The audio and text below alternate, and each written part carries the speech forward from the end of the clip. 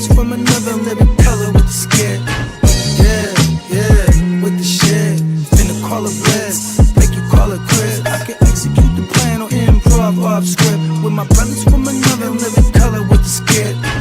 Yeah, you know the squad I'm bumming with. Try to run with the rock and you fumbled it. Finna spin the block in the mothership. Rock like Woodstock, big stock, smother shit. Word to Uncle Sam, we tax like the government. Still in the game till the day I'm in love with it. You are now rocking with the most coveted. Unapologetic, let you know who you fucking with. What's the use? I got the juice. Tapping head tops like Duck, Duck, Goose. Slide off smooth in a coupe, no roof. Rocking sheep's clothing, I'm the big bad wolf. Double up, we gon' double down and double that.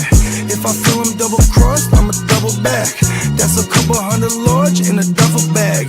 Blitzkrieg, somebody gon' end up a pack. Yeah, with the shit. Finna call a blitz, make you call it quits. I can execute the plan or improv off script with my brothers from another living color with the skit. Yeah, with the shit. Finna call a blitz, make you call it quits. I can execute the plan or improv off script with my brothers from another living color with the skit. Yeah, you half steppers can't fuck with this. I'm with the big steppers and we stumping shit. Ice grill, you can feel the momentum shift. Alpha and the Omega, I'm the Genesis. Real savage, go getter. Yeah, I'm getting it. School of hard knock, I'm the mascot.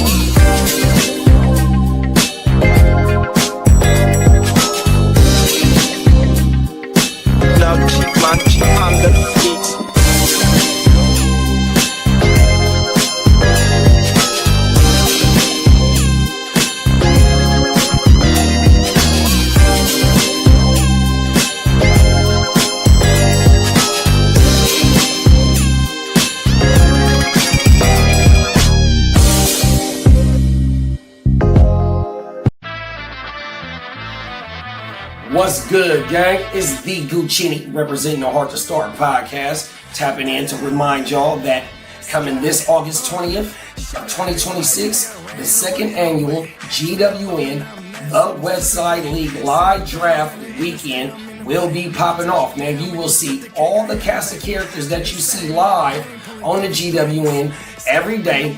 You'll see a lot of people that's in the chat every day on the stream, and then you'll see some of your favorite content creators that you've seen us make content with in this conglomerate that we call the GWN 100%. So what you need to do is go ahead and like and subscribe wherever you found us at, and if you screenshot that you subscribe, we are giving away multiple giveaways during the live draft. 100%. We will be running our regular scheduling program.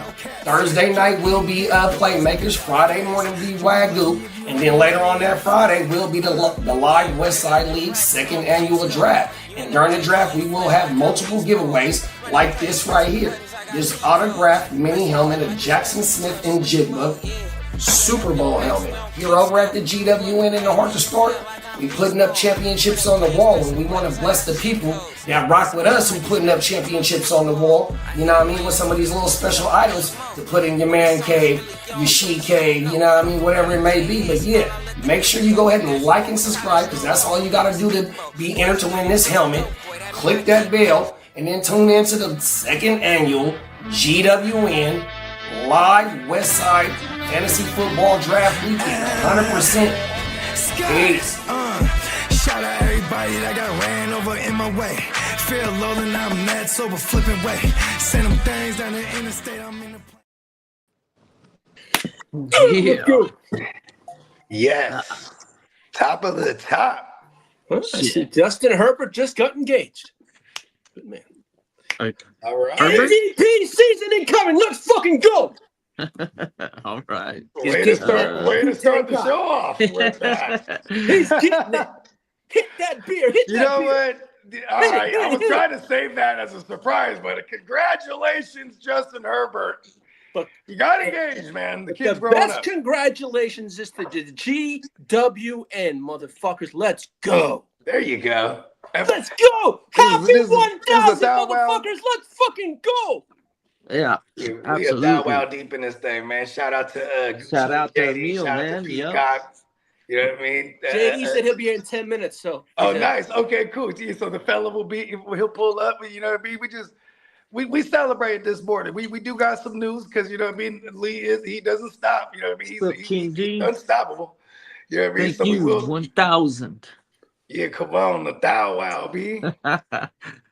Yeah. You know what's crazy? That fucked me up last week when someone was like, "This is $9.99 right here," and we must be the Thou Wow. I said, "For real?" Yep.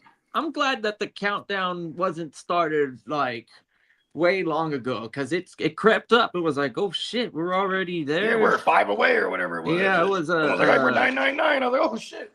Yeah. I noticed it during the World Cup. That's when I really noticed it.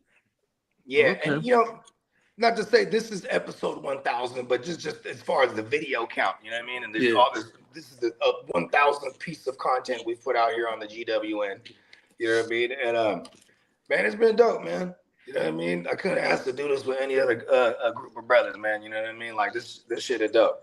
Like, you know what I mean? We got the Vegas thing coming up. It's obviously a tradition now. You know what I mean? And yeah, man, we just appreciate everybody who's been rocking with us because you know what I mean. You know what I mean? We know y'all. The ones that rock with us, they really fuck with us. You know what I mean? And like you know, it's bigger than this content shit. I'll tell you that much. You know what I mean? Way bigger than this content shit, man. But just wanted to get that off my damn self. You know what I mean? Just wanted to show my gratitude to everybody. Shout out to the chat. Shout out to Derek. Shout out to Emil, King D, Diamond Joseph. Hey. Fantasy Fornicator. What's up? What up, Smokey? Yeah, man. Smokey was just here yesterday. You know what I mean? It was man, fucking awesome. See, that's another thing too. Like bigger than this content shit. You know what I mean? And, like even with y'all fellas right here on the show with me right now, and JD about to pull up. What up, Derek? Man, you know, shout out to Derek. Shout out to Emil. You know what I mean? Shout out to King D. You know what I'm saying? You a lot of good brothers. You know what I mean? Because at the end of the day, you know, I feel like I'm a reflection of who I surround myself with. You know what I mean? So I definitely show gratitude for the ones that keep me around too, because I must be doing something right my damn self. You know what I mean? Sir. Shout out to everybody, man. You know what I mean? We rocking, man. Yeah. Yeah, man. But yeah, dog. So how was your weekend? Mine was kind of quiet. I kind of liked it. Kind of quiet. Actually, no, I was out getting things for Vegas, last minute things, because these weeks are flying by, and I'm like, shit, I gotta get stuff now, prepare myself and get stuff going. You're trying to avoid. You got some new draws, didn't you? Thing. Huh? You went and bought some new draws, huh? No, I got some new shorts. Yeah, I got. See? Got some new shorts. I got some. I need to get me some new socks and drawers too. Hey, I want to admit something. Let me admit something right now. In my entire life, I have never bought my own socks or underwear. Yeah, I get it. My mom, my whole life, then my girl picked up right where she left off, and it's been ever since. Yeah, Catherine picked out 4 new pairs of cargo shorts for me for Vegas. I was like, okay, that's fine. Okay. I was like, okay. Okay. He's kept heavy cargo this year. Yeah. You know what I mean? Hey, look. He's got 2 phones. He's got to have those extra pockets. Right. Ooh, you should listen. You should get like some custom. It's not really a hat, but it's like cargo shorts for your ears. Just like cargo cult. I was just trying to tell you, man. Listen, we might be onto something here. Yes, sir. You know what I mean? You could probably hang a whole pair of shorts off one of them ears alone. I'm trying. Yeah, don't tell your barber to let your ear hair grow. Don't cut it. Have some personality. You have like a little mustache or something. It's short. Hey, look, man, we might be onto something. Hey, I don't know who it was, but I want to go back and remember the ear with the eye black in the ear. and it was like a big ear, you know, the side, and then they had the, Oh you know, shit, look. that's right. It looked like Yeah, it was yeah, ready yeah, to yeah. go to war, and the fucking eyebrow. Yeah, I wasn't fucking with that. Whoever Who did thought that? Was that Diamond Joe who whipped that I up? think it I was don't know Diamond if it was Joe. Peacock, Diamond Joe. It was one of them. One of them. It might have even Yeah, been Dennis. I know. Yeah, Dennis was in on it.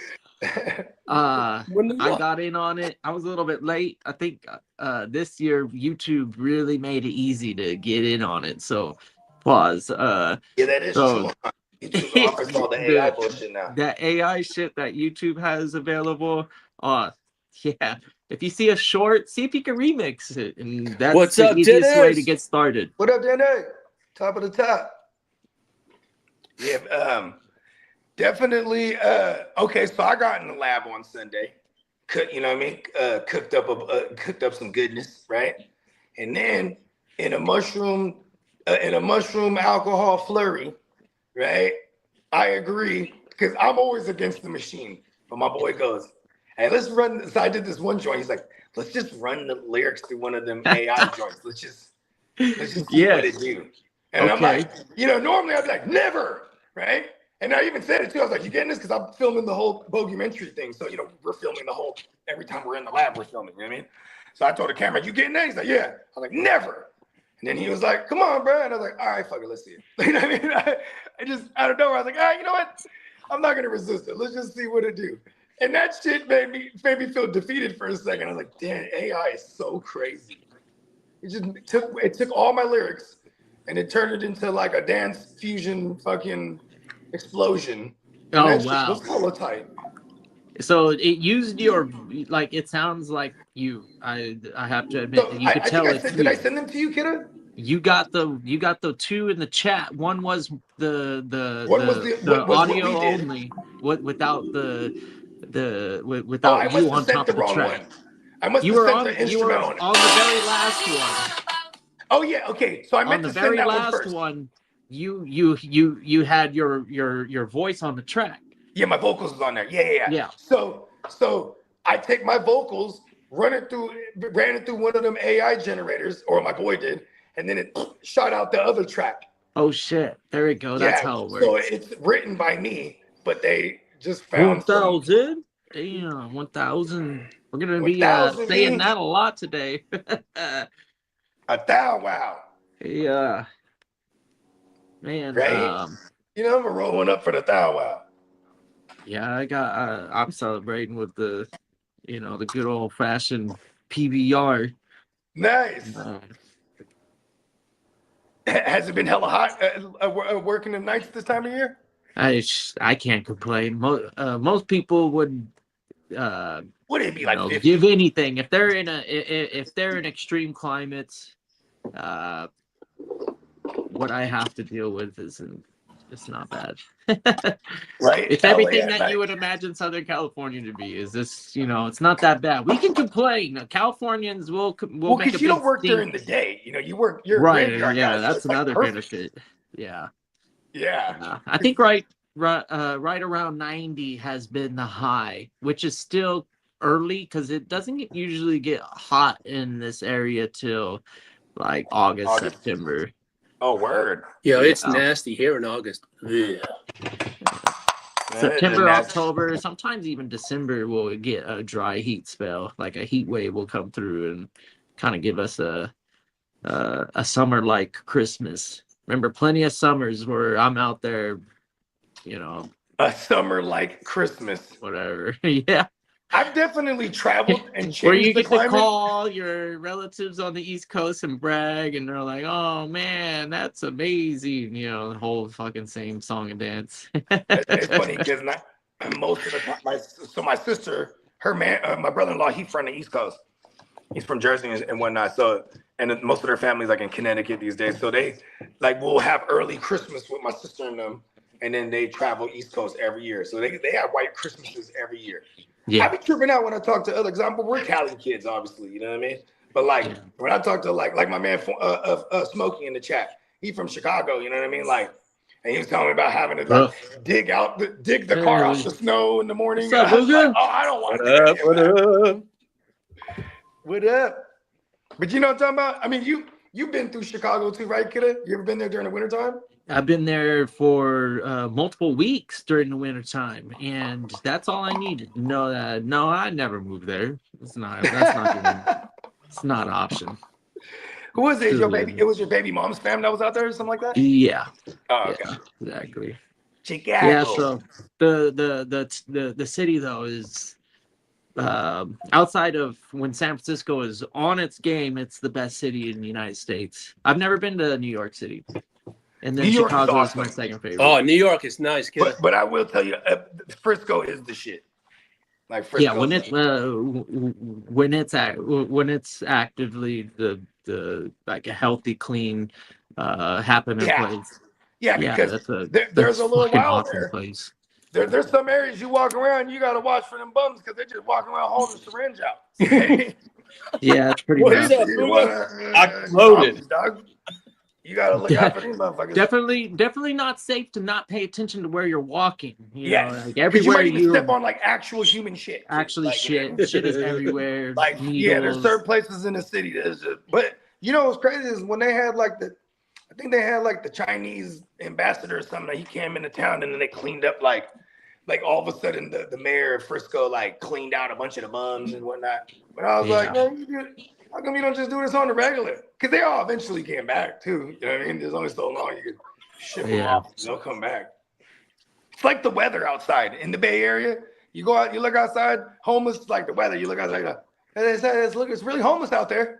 It's really coming down. It's weird to say, like it's but cloudy or we all know that there's plenty of homeless that ain't trying to not be homeless, and they would love a compound. And there's some serious talk of creating compounds. JD always brings up how Newsom, he raised like $1 billion for the shack life. JD always talks about this, bro. Like Newsom raised like $1 billion or something like that. Some crazy amount, and for the homeless, and where the fuck they still out there in the motherfucker? You know what I mean? It's almost like we'll have to still police them, and they'll be a part of society and governance. But in their compound, like nobody's gonna go through their stuff, bother them, and make hopefully they fucking take care of their compound. But I doubt it. That's the whole reason why they choose to stay the way they are, because the drugs is keeping them active. And then a lot of times, 9 times out of 10, drugs will lead to mental health. And then so you got the combination of being homeless, addicted to drugs, and you have mental health that's undiagnosed, and you're out there in the wild. You know what I mean? Like, it's very sad. My girl worked in she works in mental health still to this day. She's a nurse, but like, so she actually, because of her line of work, it kind of made me feel, I grew more sympathetic to them because I was ignorant to. Once you go so far down the that rabbit hole, back up. But I was like, okay, they're all fucked up, man. And if you go too far down that one for a long time, it'll be rough riding for the rest. No, that's a fact. Like, okay, look at this, bro. It's like recover. The road to recovery after that is not anything anybody should ever go through. Out of sight, out of mind is everything to me when it came to that, right? Because when I moved out here, I'm in the big giant suburb now, and like I tripped out. Shit, that's breaking. When people were asking me, hey, how you like it out there? I fucking hate it. And then, but I would always bring up, but there's no bums, right? And like, my boy that's living out here, he brought up that they stopped doing in this city some time ago. They stopped doing public transportation on this side, on like this, all the new development. There's no buses that come through here. There's a train, but it's only a cargo train. So there's no train station where people can get off. So it helps contribute to the bums not getting here. And you'll still see some bums here and there. And I feel bad for them too, because they'll be like alone. They won't, you won't see like an encampment or whatever, you know what I mean? Because that's what I'm used to seeing. Not all ganged up. Side of the road, right? So and they're walking out there, it's like 100 degrees. They're hella slow. And I'm like, they're like literally hunched over and like, oh, they got it bad out here. You know what I mean? Lee, you got breaking news, I could tell. Yeah, Baker Mayfield, fellas. He's got the bag. Extension is over. He's going to be a free agent. He's playing out the year. Oh, wow. He gave him a deadline. Here it is. Bucks Baker Mayfield expected to end the contract extension talks and play And the plan is to now Mayfield to play this season in the final year of his contract. He is scheduled to become a free agent in March. Hey, think about this, bro. You got the Vikings. You got, the Jets, right? You got all these teams next year. Could have been the Rams. Could be let's say Stafford and them win the Super Bowl. He goes, I'm going off into retirement into the sunset. They will bring in Baker, who played under Liam Cohen, who was a product of Sean McVay. You know what I mean? I actually put Dak in that same conversation too. What I mean? Say Jerry would hell pay that. We're just gonna bite the bullet and call that a miss. Okay, because we're not missing out on these free agent quarterbacks if we're the Rams. It's just doesn't make any sense. Yeah, it's like whoever they end up with, we want that person in fantasy. You know what I mean? McVay's very aggressive. And I don't know about this kid, Ty Simpson. They did draft him in the first round, but that means they have 5 years to see what to do with him. You know what I mean? It's like, no. You know what I mean? Too, for sure. I like Baker Mayfield. He set a deadline for them. I didn't know the exact date. I knew it was in late July. And he said, if we haven't figured out by then I'm playing out the year. And I don't know about y'all, but when he held his word. I respect that shit. Hey, Dennis said, could Cleveland go for Baker again? That would be an interesting place. It depends on, the attitude that Cleveland possesses. Because I don't know if they're ready to, because I think they're still in total rebuild. They're like, quarterback of the future does sound great right now. Young quarterback, super cheap contract, get a bunch of other players that can support the young guy. That's more of Cleveland's route. Wait, hold on. Wait a second here. So you mean to tell me they're going to give Baker the keys back to the stadium? Unless the two receivers that they acquired in the draft turn out to be. Commercial? Hey, I guess they did do some work on this last draft. He was sweeping the fucking stadium steps. Right? That was there was funny to me, dog. There was definitely a multitude. There'll be suitors for Baker Mayfield. This is going to be a line. Okay. It's going to be at least 6 or 7 teams deep. Pause on that one. And then depending on his, what kind of run he takes the team on. If he takes, Tampa on a deep run this year, then they would be inclined to give him the bread, I would imagine. Because it's like, what are they going to do? Do just well enough that they're going to hope a QB falls to them in the 20s next year? You know what I mean? Yeah, but all right. Here's a neat. What would you rather have if you were a general manager and coach, a Jalen Hurts or a Baker Mayfield? I'd go Baker Mayfield. Give me Baker. Oh. Yeah, I mean, here's the thing: is like I think Jalen Hurts, the system that he's been in, doesn't allow him to shine as much as he probably could. Like, you know what I mean? Like Jalen, he's never won over 5. I think he's only won over 500 pass attempts once in his career. You know what I mean? They're definitely a run first team. They're so much predicated on their defense. Baker looks like a nice passer at times, and then there's Jalen Hurts where maybe you can, you're going to have to really dig for a nice Jalen Hurts, okay, this was all Jalen Hurts right here. I mean, they literally invented a signature move. The tush push, like even as a quarterback, it was very effective. And like he probably has like 30. How many tush push touchdowns do you think he got? Like 20 something? For fantasy, it was awesome. We definitely for sure. He's top 5 quarterback in fantasy. Yeah, like he's about to run with them when they're down there. They're about to tush push his way up in there. Pause.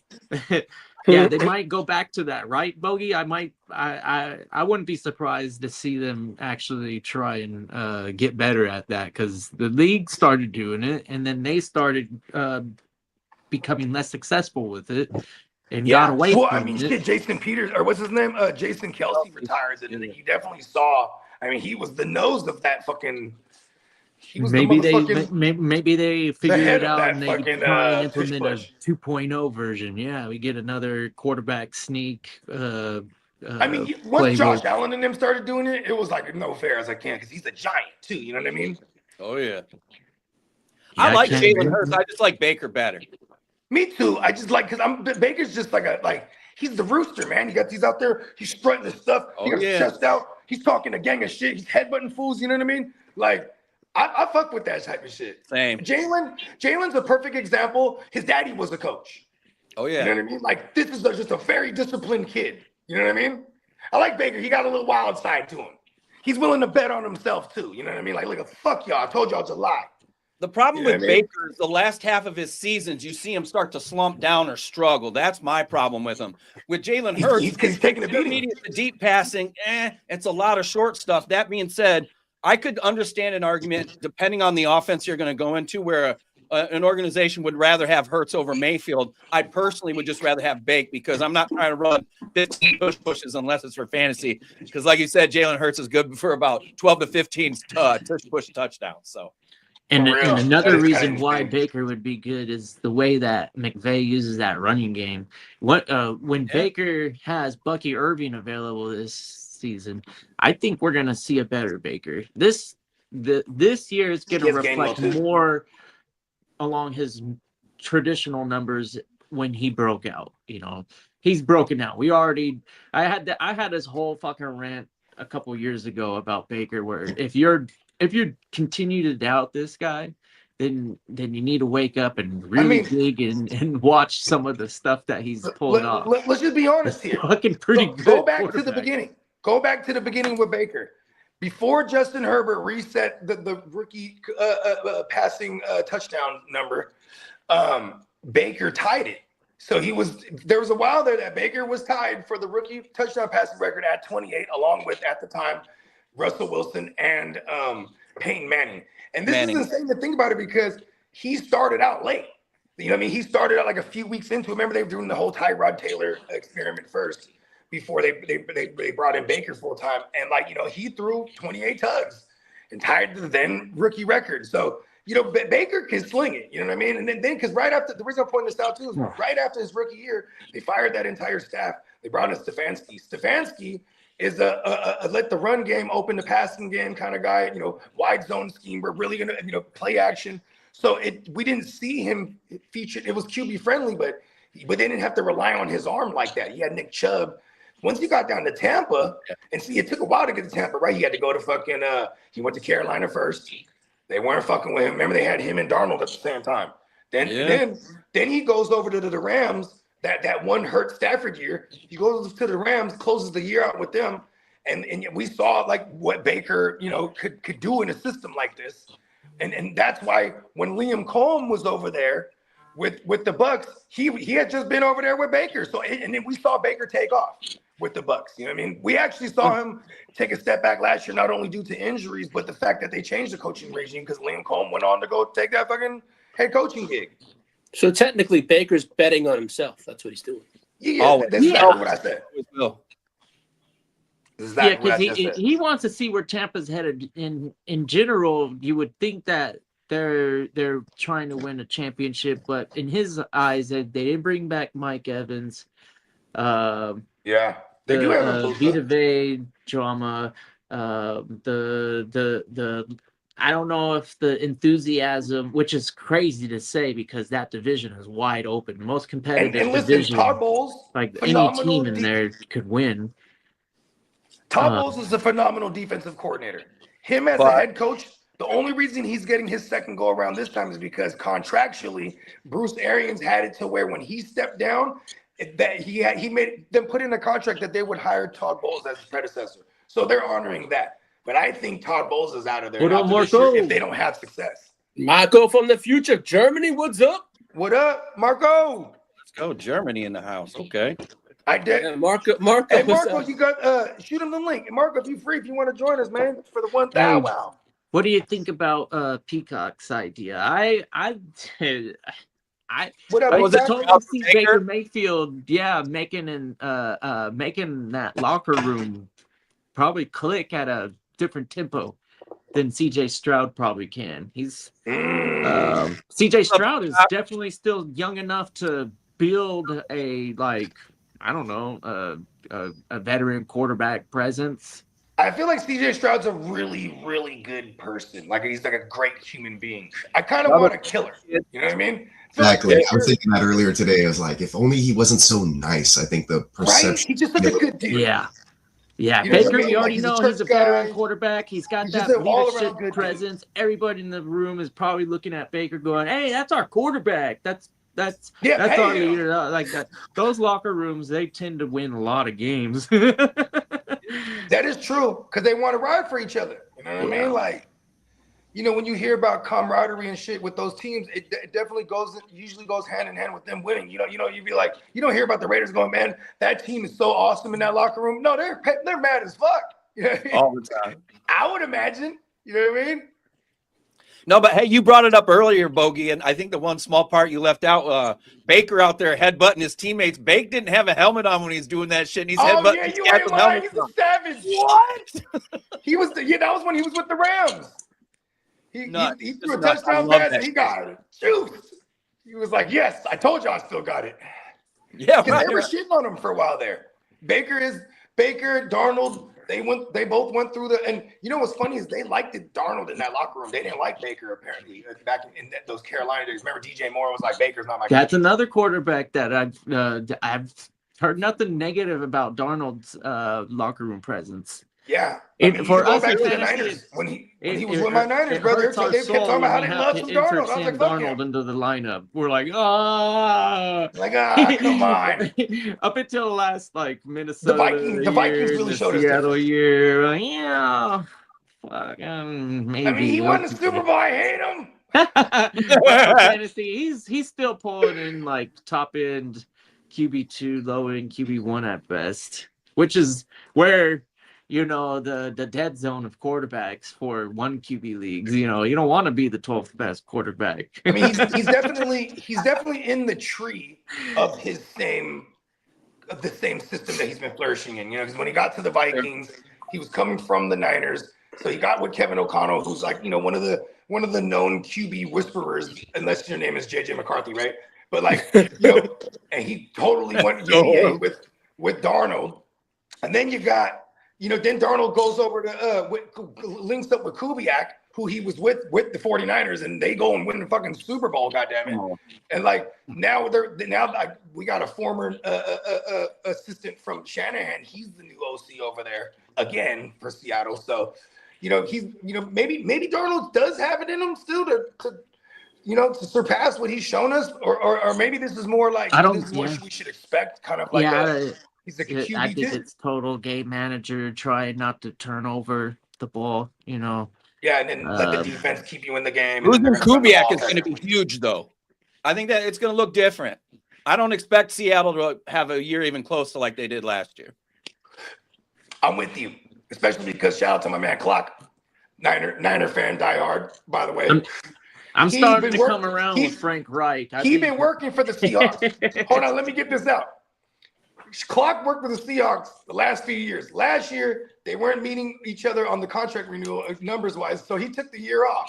They went on to win a Super Bowl. Now he's back working for them, and I said, listen, how dare you not take that job last year? Because you see what happened when you weren't in the building. You know what I mean? Listen, I got a guy. That's funny as fuck. That is funny. They're not winning the Super Bowl this year. Fuck that. Shout out to Clock. That team's too depleted. That team lost too many people, I thought. I mean, what they lost Mafe, Walker, and then did they replace Mafe with anybody in free agency? I don't think so. I think they drafted people to hopefully the replacements. Nothing. Snyder's he's a good GM. He finds gems late, for real. He's one of those guys that's super notorious for that. I mean, the whole Legion of Boom, I think only one of them was a first rounder. Everyone else was third or better or worse. Oh, yeah. Browner was a fifth. I mean, they did an incredible job. Yeah. Hey, guys, I want to say this real quick. Sure. We got to get out. Congratulations, 1,000 episodes. That's insane. I don't know how many I've done, but not with this show that I'm on now. That's a huge feat. I hope y'all are celebrating all day and all night long. Wow. Be safe. Don't do anything I wouldn't have done before. Water with lemon now, boys. Thank you so much for everything you guys do for me. Thanks for having me on the show. I'm out now. And I'll tap into Booga Peters, everybody. Yeah, Booga. Peace. Yeah, man. Lee, let him know. Remind him, Lee, where to catch you on Tuesday with him. Yeah. On the Bolt Blitz Uncut tonight, about 6:00 Eastern time. Oh, that's right. Today is Tuesday. And then after that, I go right to Stay Tuned. It's Toxic Tuesday tonight. Well, Scout, I might pull up. Sure. Depends. Got some things to handle later on today. But yeah, man, you know what I mean? Appreciate shout out to our man Booga Peters once again. Pull it up, you know what I mean? Always a pleasure rocking with Brett. You know what I mean? Dude's awesome. I hope he can swing Vegas. That'd be dope. You know what I mean? Yeah. Yeah. Da2156. YouTube changed the username thing. Go ahead. They changed it again, even. Yeah.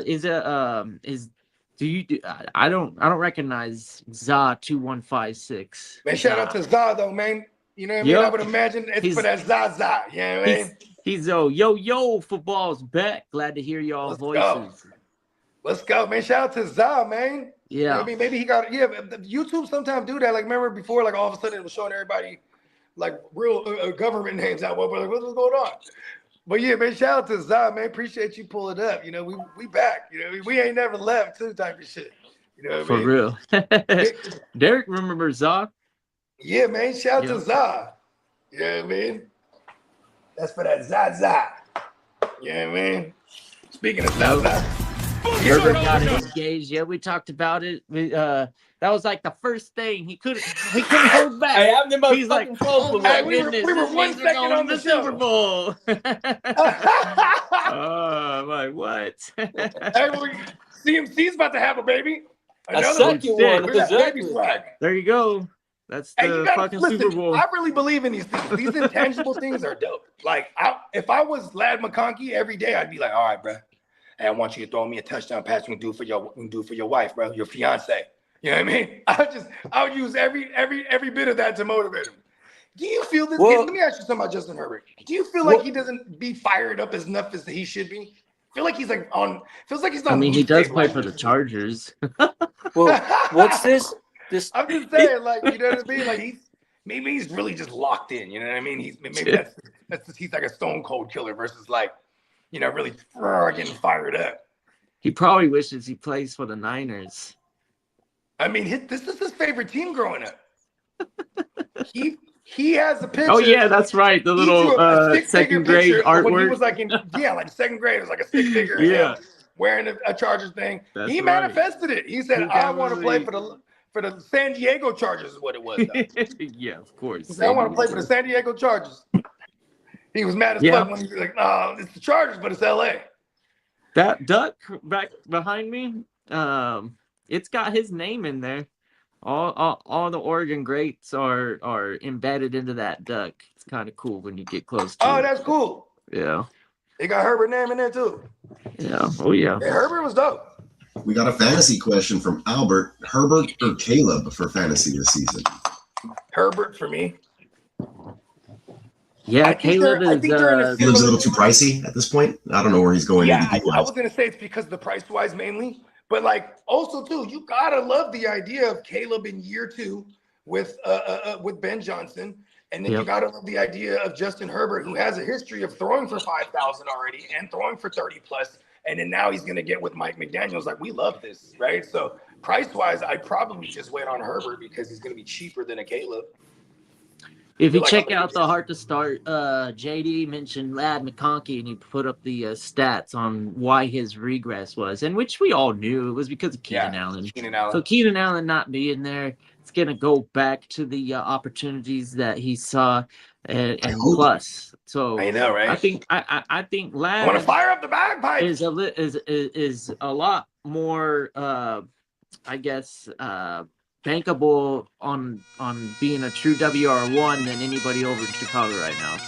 Which, not saying that they don't have anybody. I'm just saying I'm banking on Lad easier than I can with Burden or Odunze right now, just because of I've seen what Lad can do with Herbert when he's his favorite target, and it's fucking pretty good. Yeah, and I want more of that. They're gonna run enough that like it's gonna definitely open up for the passing game. Like, they want to make sure gonna be a big difference maker. Yeah, they want to make sure that you cannot just drop everyone back. You're gonna have to cross your fingers. He's truly healthy. Too. Justin Herbert got legs on him too. Pause. Like, they're gonna have to account for that because he will be utilized here and there. They're gonna have him in the mix here. Like I like. Yeah, he got about 790. Was it 791 last year on the ground? He's definitely capable of taking the chunk yardage when it's given to him. Hamptons. But that's just the way that the defense probably stacks up against the Chargers when I don't know. If the Chargers are still doing their thing, they're in close games and they're probably Okay, how about this? At the end of the game? I feel like Justin Herbert is a tier jumper here where we're drafting him this year. And then Caleb, where we're drafting him, we need him to finish there. You know what I mean? So it's like Caleb seems a little too pricey for me. But and then not to mention, they are the second most runningest team. Like, okay, shout out to my man Smokey. He was here yesterday. He really loved it. Obviously, he's a Bears fan, for those that don't know. And I said, realistically, how you feel about Caleb? He's like, I love him. I said, is he going for 4,000? He said, yes. Because that's one thing, too, is like, this okay, season? As a pastor, my pastor in fantasy, if I can get 4,000 as a floor, that seems that's like great. That was something I automatically looking for. And just historically, we haven't had a 4,000-yard passer in Chicago yet. But, I mean, I am confident he's going to be the first. All right, Bakes has a question. He says, Sam Darnold or Brock Purdy in Dynasty and Redraft, ? Brock Purdy all day. I'm going to go Brock Purdy. I've seen Brock do it routinely. I mean, and let's not to say that like Darnold was good. He had big blow up games, but he also like on a per game, his floor isn't the greatest, right? Last year, I think what was it? JD was breaking it down on one of his joints through like 20-something passing. I think through 25 passing tugs and like 12 picks. Like that ratio is terrible. You know what I mean? The only thing Darnold has an advantage at is being available, which is sometimes the best thing. It's like his availability. When Brock is available, though, he's I was doubtful because Mac Jones was doing a decent job of handling that offense, but it definitely hit a different gear when the Brock got in that building. So say what you want about the Brock. He's the tier jumper from Mac Jones, who was a first rounder. And we do have a fantasy question in the NFL. Here. Fantasy question from a lot better than him. Za 2156. What up, Za? I have Caleb, Dak, and Knicks.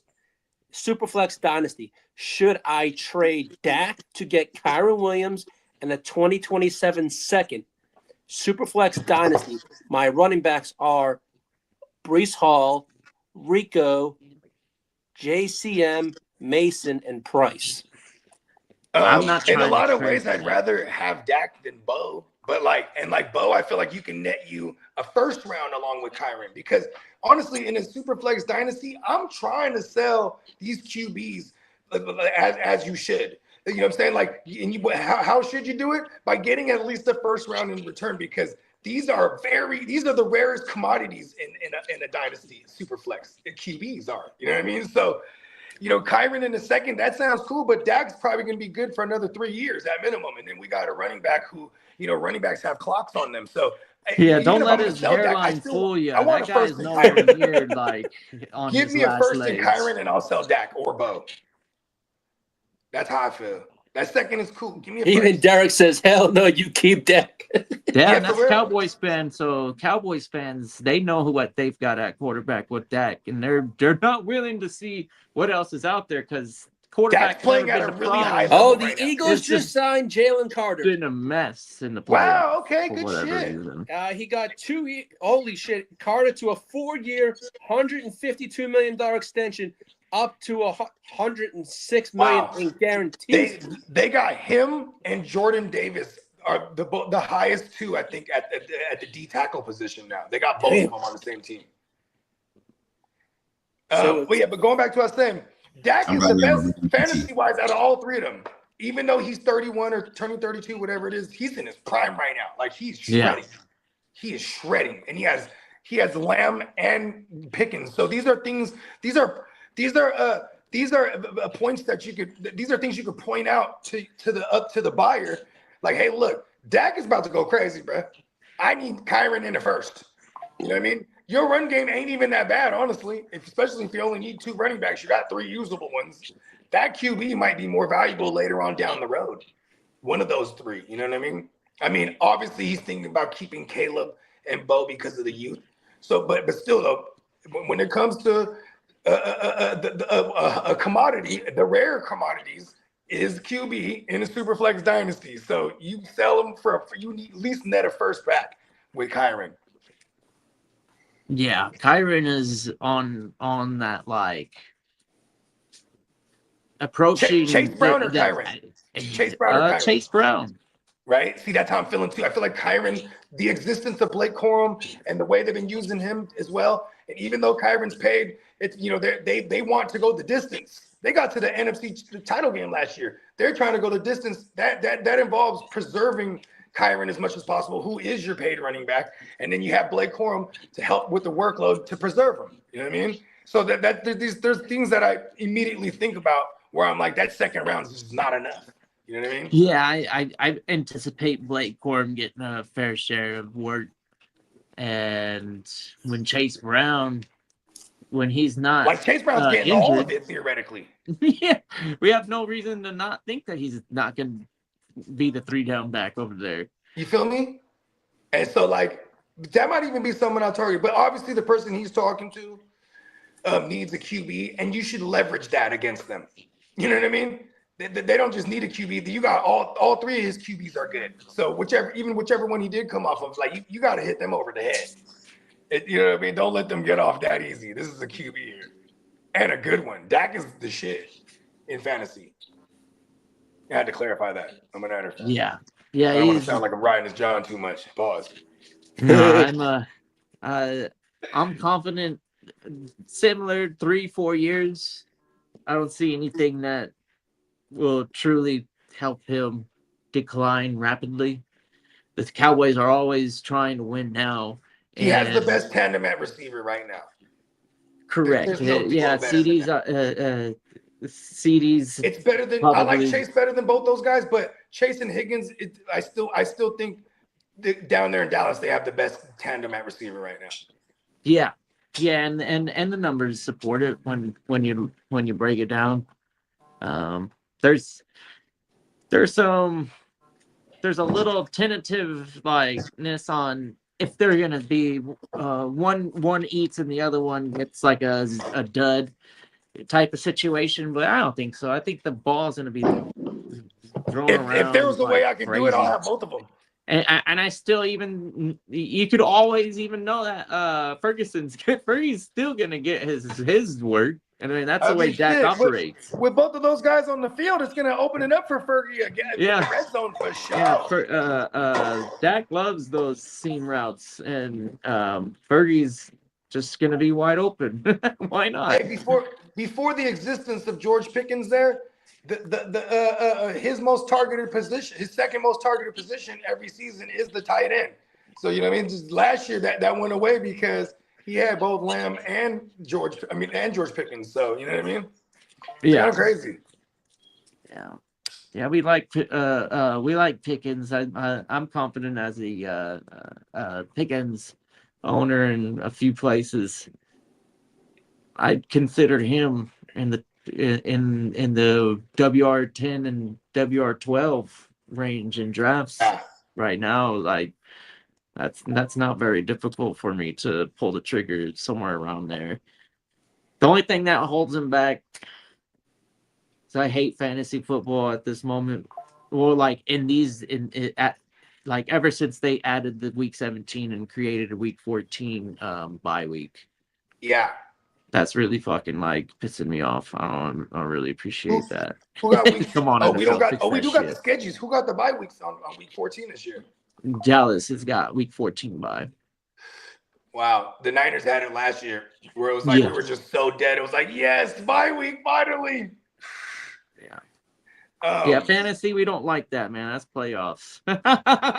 I mean, shit, that's the day before. It's the last week before the playoffs. Yeah, I think it is. Yeah. You know, that sucks a lot. Dude, if you have a 8 team or 10 team, 2 teams get a bye and then 8 go in there. That's a 10 team. Yeah, that would be the only way that you could have.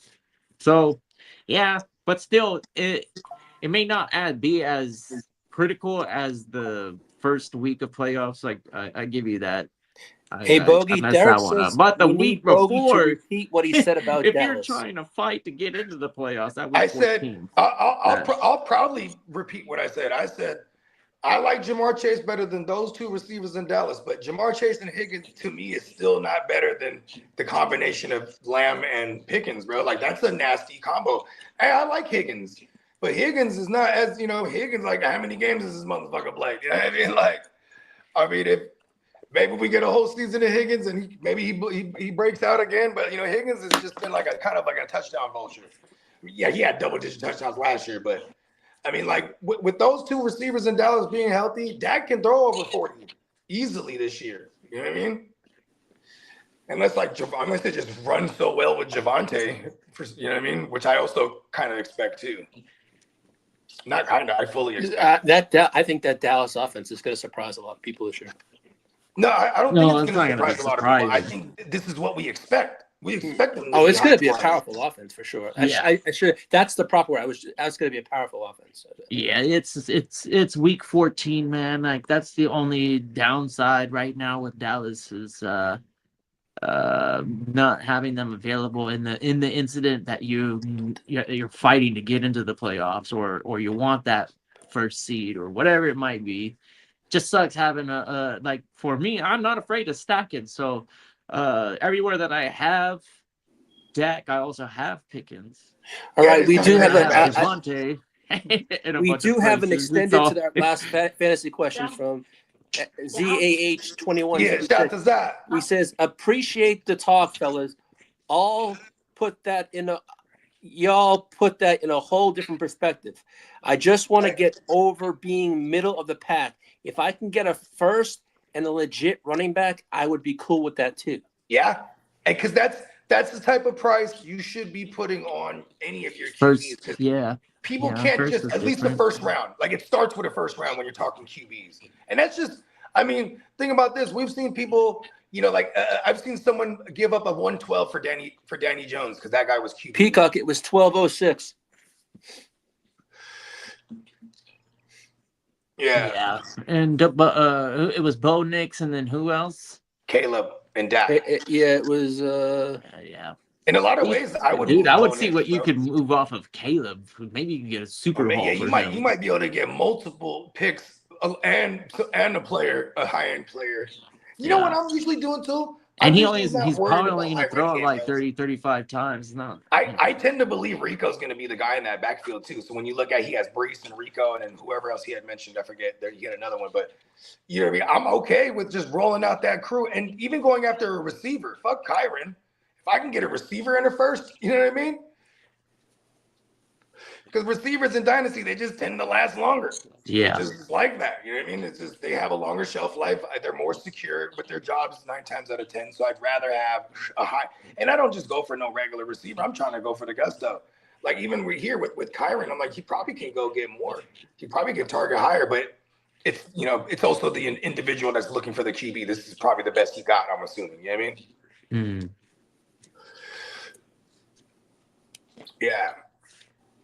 Yeah, but you know what I'm saying? That's one thing I wanted to also point out to Zaz. Like he has the leverage here. You know what I mean? You got the QBs. The guy needs a QB. Name the price. You feel me? And it's a super flex. You're talking about 3 quarterbacks. What's not to like about having 3 quarterbacks in a super flex league, especially those 3?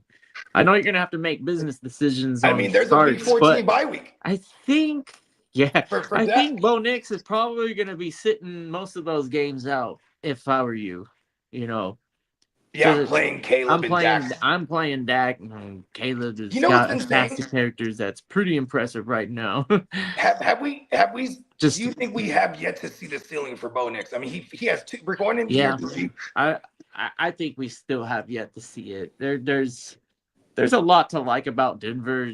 The organization itself, if they really want to commit him for a second contract, and then this is going to be a great place for him to play for a long time. And they got him. If he can stay healthy, yeah, I agree with you, Kitteh. He got a true number 1, quote unquote, now with Waddle. I mean, he did just lead the league in pass attempts. So and he got the youth. Well, he's not super young, but he is, because he was one of those guys that I think played an extra year. Still hella young compared to Dak. So yeah, I would if I don't care if and the other managers probably gonna be like, well, Dak, he's older. Like, yeah, so what? You know what I mean? Look at what he's putting, the numbers he's putting up. He's got like 3-4 more years of that. If maybe even more. I mean, just look at how old is Staffy right now? 37. Yeah, he's 37, 38. Him and Cuzzo, he's older than Cousins by a year. They're definitely, so it's 38 and 37 now for those two guys. But Cousins is about to turn 37 in August. He actually has the same birthday as Tom Brady. You know what I mean? And he's definitely the GOAT. Cousins is definitely the GOAT at getting the most money. You know what I mean? He's the GOAT at getting the bag. Yes. Like, his birthday says here that you're the 20th best quarterback at best in the NFL. Yeah, but I'm the highest paid ever. Yeah. I'm the most paid ever. Every year you get the top 5 contract. Hey, Kirk Cousins, this is why I always love Cousins, bro. Let's get the bag. The contract that keeps on giving. Right before it really takes the tier break or whatever you want to call it, the pay jump, when the top end money gets to that next level, he's ahead of the game by like a year. He'll get paid a lofty number, but it was just in preparation to get everybody to realize that the market's changing, that a Kirk Cousins $40 million, then definitely we're talking $60 million for Dak or something like that. You know what I mean? I mean, sure. Dak was the first one to take it to 60, if I remember correctly, right? Yeah. Or was it? Yeah, he was. No, I don't know. Mahomes has got a grip of money too, though. Yeah, he just re-upped his 65 or something like that. He's 65 now. Yeah. And so is the Stallion, right? The Stallion's up there. Yeah, it's Josh Allen. Because Josh Allen got a mini extension first.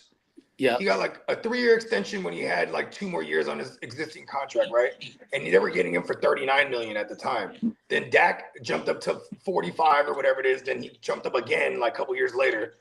And Mahomes all the while was jumping up as well. And then you saw all the $50 million guys come out of nowhere. It was like Kyler, Herbert. It was Tua. Yeah, Kyler, Herbert, and Tua. Because they made Kyler wait out to his 5th. Remember that? Yeah. And then they extended Herbert and Tua going into their 4th. You know what I mean? Hella crazy how they just cut Tua, huh? You got it. Yeah, that's a quarterback. That's a lot of dead weight if you're an organization at this moment. I don't think he's going to lead a team to the Super Bowl. But if he transitions to the backup quarterback, then like if he backs up Jalen Hurts. Hold on, I can see it now. Yeah, Atlanta. Hold on, hear me out. Or Philadelphia, lefty. Hold on. He backs up. I don't know. Penix, is he good?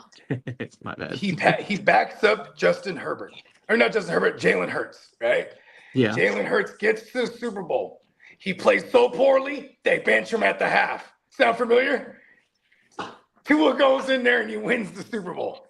That's his only chance. There you go. That's it. You know, that's exactly what happened in Alabama. Yeah. Atlanta. What's up, Kamish? What up, Kamish? Big Kirk. They're in perfect position right now, Atlanta, just like anybody else in the NFC South to win that division and get into the playoffs. And that's all it really takes is somebody to get hot at the right time. And who knows what can happen. Hey, there's a chance. There's a big chance. Because right now they got Zach Robinson over there with Baker, right? And let's say they win the division and they have a little playoff run, but then they don't win the Super Bowl, but they don't even go, right? So then, you know what I'm saying? Baker, he's the hot shit on the market. Bro, Atlanta might look at him, bro. Wow. Yeah. You know what I mean? Atlanta might look at him. I think the old man should play on a You know who's in Atlanta? Hold on. Who's the head coach in Atlanta? Oh shit. I don't know off the top of my head. Stefanski. Yeah, that's right. And Baker got to the playoffs with him before. We probably wouldn't want. Though there's some connection, and that matters. That matters. Yeah. In the for the record, he is the guy that shipped them out too. He thinks Stefanski would be on the Watson, remember? They went to go get Watson. I don't know. Maybe that was more of an organizational thing, and Stefanski just was the coach at the time. But they happened with him there. That's true. Yeah, I think at that point, Watson was still they got to the playoffs and beat the Steelers. Franchise quarterback. Baker, did you hear what I just said? They got to the playoffs with the Browns, and Baker got there with the Browns, and he beat the Steelers. That's like a really big deal. Yeah. And then they moved on from him because they had a shot at getting Watson. The Vikings just signed offensive tackle Brian O'Neill to a contract extension. Brian What up, Commish? Chris the Commish in the house. Yeah, shout out to the Crick. Yep. Tino in the building. Team leader. We're almost there, y'all. I got 22 days, I think, something like Even that. when we were in the studio, it was me, Prime, my guy AG, and my cameraman. We're all going, and Prime was hyping like we're going to Vegas. I was like, yeah, we are. Shout out to Prime, dog. And, but yeah, Prime was telling me, he was like, yeah, I'm about to be out there. You know, his brother lives out there. You know what I mean? And I think he's thinking about moving out there himself too, or at least getting a crib. You know what I mean? Well, I'm like, Za2156 says y'all buying, selling, or holding Alex Pierce. Holding, I know, 2 spots I got him. All of it. If I got him, I'm happy to have him. If someone wants him and they're willing to pay what I'm trying to sell him for, so be it. I don't like if I'm going to move Alec Pierce, I'm moving him like he's not hurt right now. You know what I mean? Yeah, he's going to be ready to practice in a week anyway. So we know whenever he is on that field that they're going to look to get him active. And for us, that's all we want is the targets. Yeah, as far as trading goes, I'm always trying to upgrade. Like if I feel like I'm upgrading, I'll use Alec Pierce as part of that trade if I feel like I'm upgrading. You know what I mean? Definitely. It's an easy hold if you're not getting any offers, which you probably aren't. You don't want to treat him as a throw-in unless this is like an 18-team league. Like an 18 league, yeah, Alec Pierce would be a throw-in. Yeah, everybody's deep at that point. Yeah. But that's when you're looking for you're probably matching him up with a in general, what we're gonna get out of him and Dimes is a little bit more than what we got in that first go. He's got that bag, man. When teams commit the money and you don't do anything to lose your job, it's secure. That's what that means when you get paid. Your job is secure. You're the guy. Right. And, just going back to the Baker thing, right? Like, this is exciting for the kid because he's along the age of the Golfs of the world. And who else is in that age range? Oh, shit, I guess it is just him in golf. But they're the early 30s QBs that are going to be the future elder statesmen. So like his next contract is probably going to take him into the twilight of his career. You know what I mean? And I would love him over there with Kevin O'Connell, bro. Get him back with a product of McVay. But he went crazy with Liam Cohen. And them bringing over Zach Robinson, that's another version of this. So he is with a McVay guy now again. So hopefully the run game and everything comes back. You know what I mean? And I'll still say last year they were just hurt. You know what I mean? Like the offensive line up and down it from book end to book end. He would beat up bad. And Booga had mentioned earlier, Baker, he tends to be slowed down in the end because, my answer to that was because he gets beat up all year. And when the conversation was him versus Jalen Hurts, when you get to that time of year, Jalen Hurts' halftime is on death's doorstep. You know what I mean? He usually misses games in the teen weeks, right? And when we get it, he's usually, how many times is he being gone absent in the fantasy playoffs for us? Every time. Damn near every year for the last 5 years, for real. Yeah. It's kind of crazy. Lamar too is not too far off. You know what I mean? Yeah. So like especially when it comes to fantasy, I'd rather I tend unless you're Josh Allen, I don't really care for the mobile QBs like that. I'm not spending that. And Josh Allen is he's the one to have to me. If you're looking for that. Yeah. Yeah. There's no better model of consistency. And it's the way he's quarterback. He's 6'5", 250 or whatever the fuck it is. It's crazy how successful he is. Yeah. He's a big fucker compared to all those other, Lamar's what, like 6'2", 6'1", maybe? 6'1", 6'2" sounds about right. I think he's probably on 6'1". He's like 6'1", he may be like a 205, 210. 230. He's a little thick pause. Yeah, he's not but Jalen 230. Hurts, Lamar's the freaking super fast. it's true. He's like 210, 215 maybe. 4.3 speed. Yeah, we're even if he's down 4.4 these days, shit. Yeah. He could put on some muscle, but I think he has a hard time keeping it on, or the extra weight, because he is so athletic and likes to, use his speed. And part of it is being a little lighter in your feet. Yeah, when you put on some weight, that's one of the first things that starts to, you'll noticeably see. Other things will improve, but I think for him, did they say that they're not getting away from running him?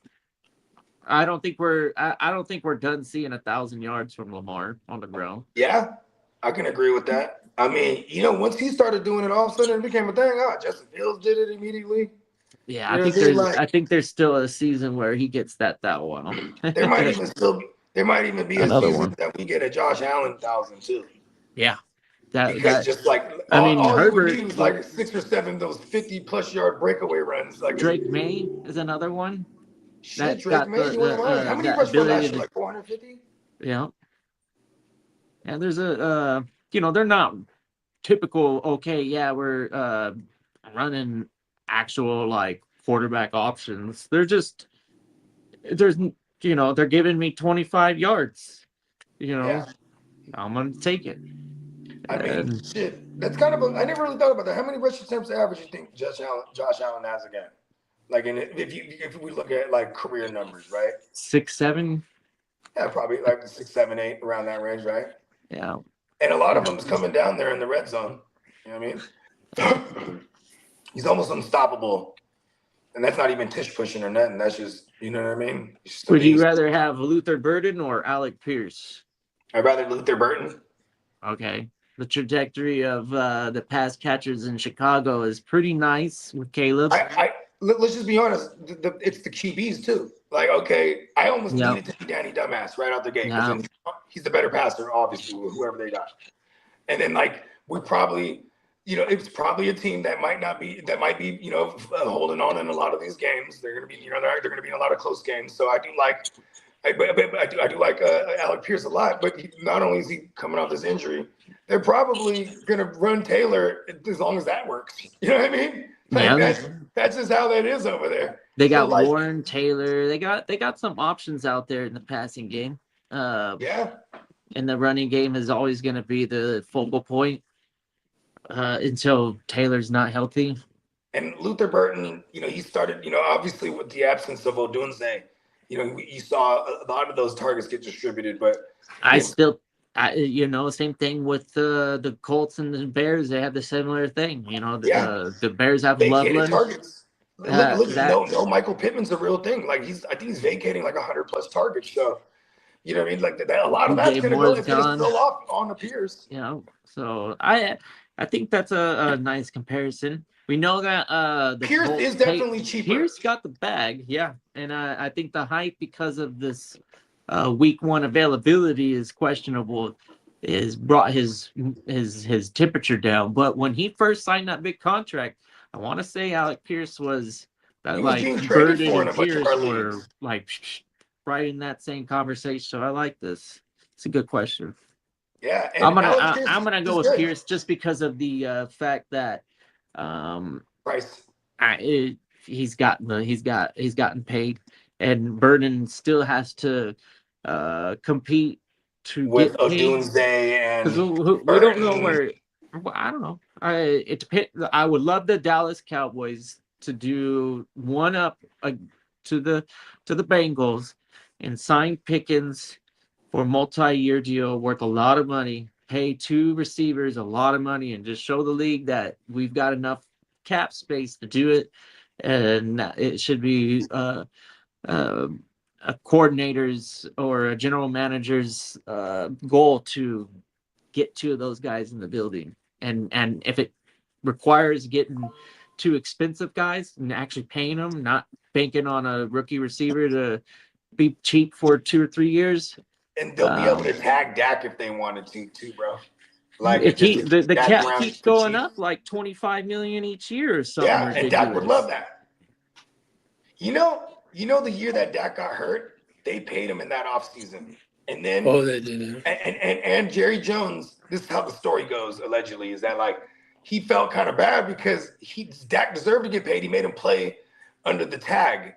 So then he gets hurt under the tag. Then he extends him. But as a show of good faith, he gave him another tag on top of it. So he gave him the second franchise tag kind of as a bonus. You know what I mean? I don't think I've ever seen anyone do that before.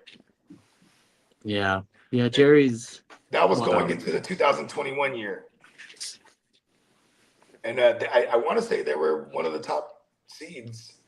And some of these owners have a lot of money. Denver is one of them. Dallas is... the Rams, Seattle now. Uncle Jerry's got all the money.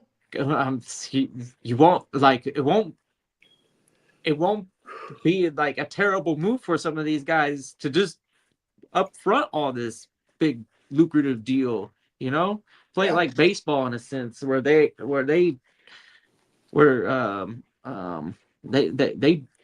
figure out a way to do all that. I mean, make a cheap contract in the beginning of the year or beginning of the years, and then all of a sudden they're making like way too much money at the end of their career when they're, it's just weird how they structure it. But I want to say that the really truly rich ownerships should be able to get their guys. There's no reason to. The rules allow it. I mean, you know what? He's playing another franchise tag this year. I guess it's more of a to motive because I'm pretty sure they already had a contract on the table, but it's Pickens too. That's like, no, it's not enough. You know what I mean? Like, I'm pretty sure that's the case here. You know what I mean? Like Pickens he probably wants to reset the market, even though he hasn't technically deserved it. He's just trying to cash out on his career year. I mean the it's also time for him to get paid. I mean, like overarching trajectory of the market, right? And it's all about timing for these guys that are at the top tier. That's where we were talking about Kirk Cousins. He was in the tier 2, but he knew when that market was going to get reset. So he signed at not a top tier price, but way so much money that it really said like for the next guy up to be like, hey, if he gets that much money, I need to get like the freaking Dak deal. Kirk Cousins. In 2016, he plays under the tag. At the time, it was $24 million guaranteed, right? Fully, right? Because it's the tag. Next year, he plays under the double tag, which jumped up to $28 million fully guaranteed. So then 2018 comes around. He's the hot free agent, and the market is around. The market at the time is like 35, because that's like Aaron Rodgers and like Brady. Like these were the. Ben Roethlisberger, these guys were all getting 35, a Breeze. So he's like, at the time, Kirk Cousins is like, okay, I'm going to go to Minnesota, 3-year deal, $33 million a year, fully guaranteed, right? He plays 2 years into that. He gets them to the playoffs, wins the playoff game. They extend him 1 more year, the same thing. So he ended up, all in all, 4 years, $33 million each year, fully guaranteed. You know what I mean? Like this is why he quickly became the highest paid because he's getting guaranteed money. Yeah. When he actually went to Atlanta, he got a ridiculous contract on paper, but the guarantees, was like a fraction of what it was on paper. You know what I mean? So he kind of fell to earth as far as like just market wise, but he was coming off the Achilles. You know what I mean? Even right now with the Raiders, he's getting paid like it's nothing crazy, but I think he's double dipping too with Atlanta. You know what I mean? All right, we do have a fantasy question here. It's from Sir Danish, and it says, "What up, sir? Friend offered CD and Marvin Harrison Jr.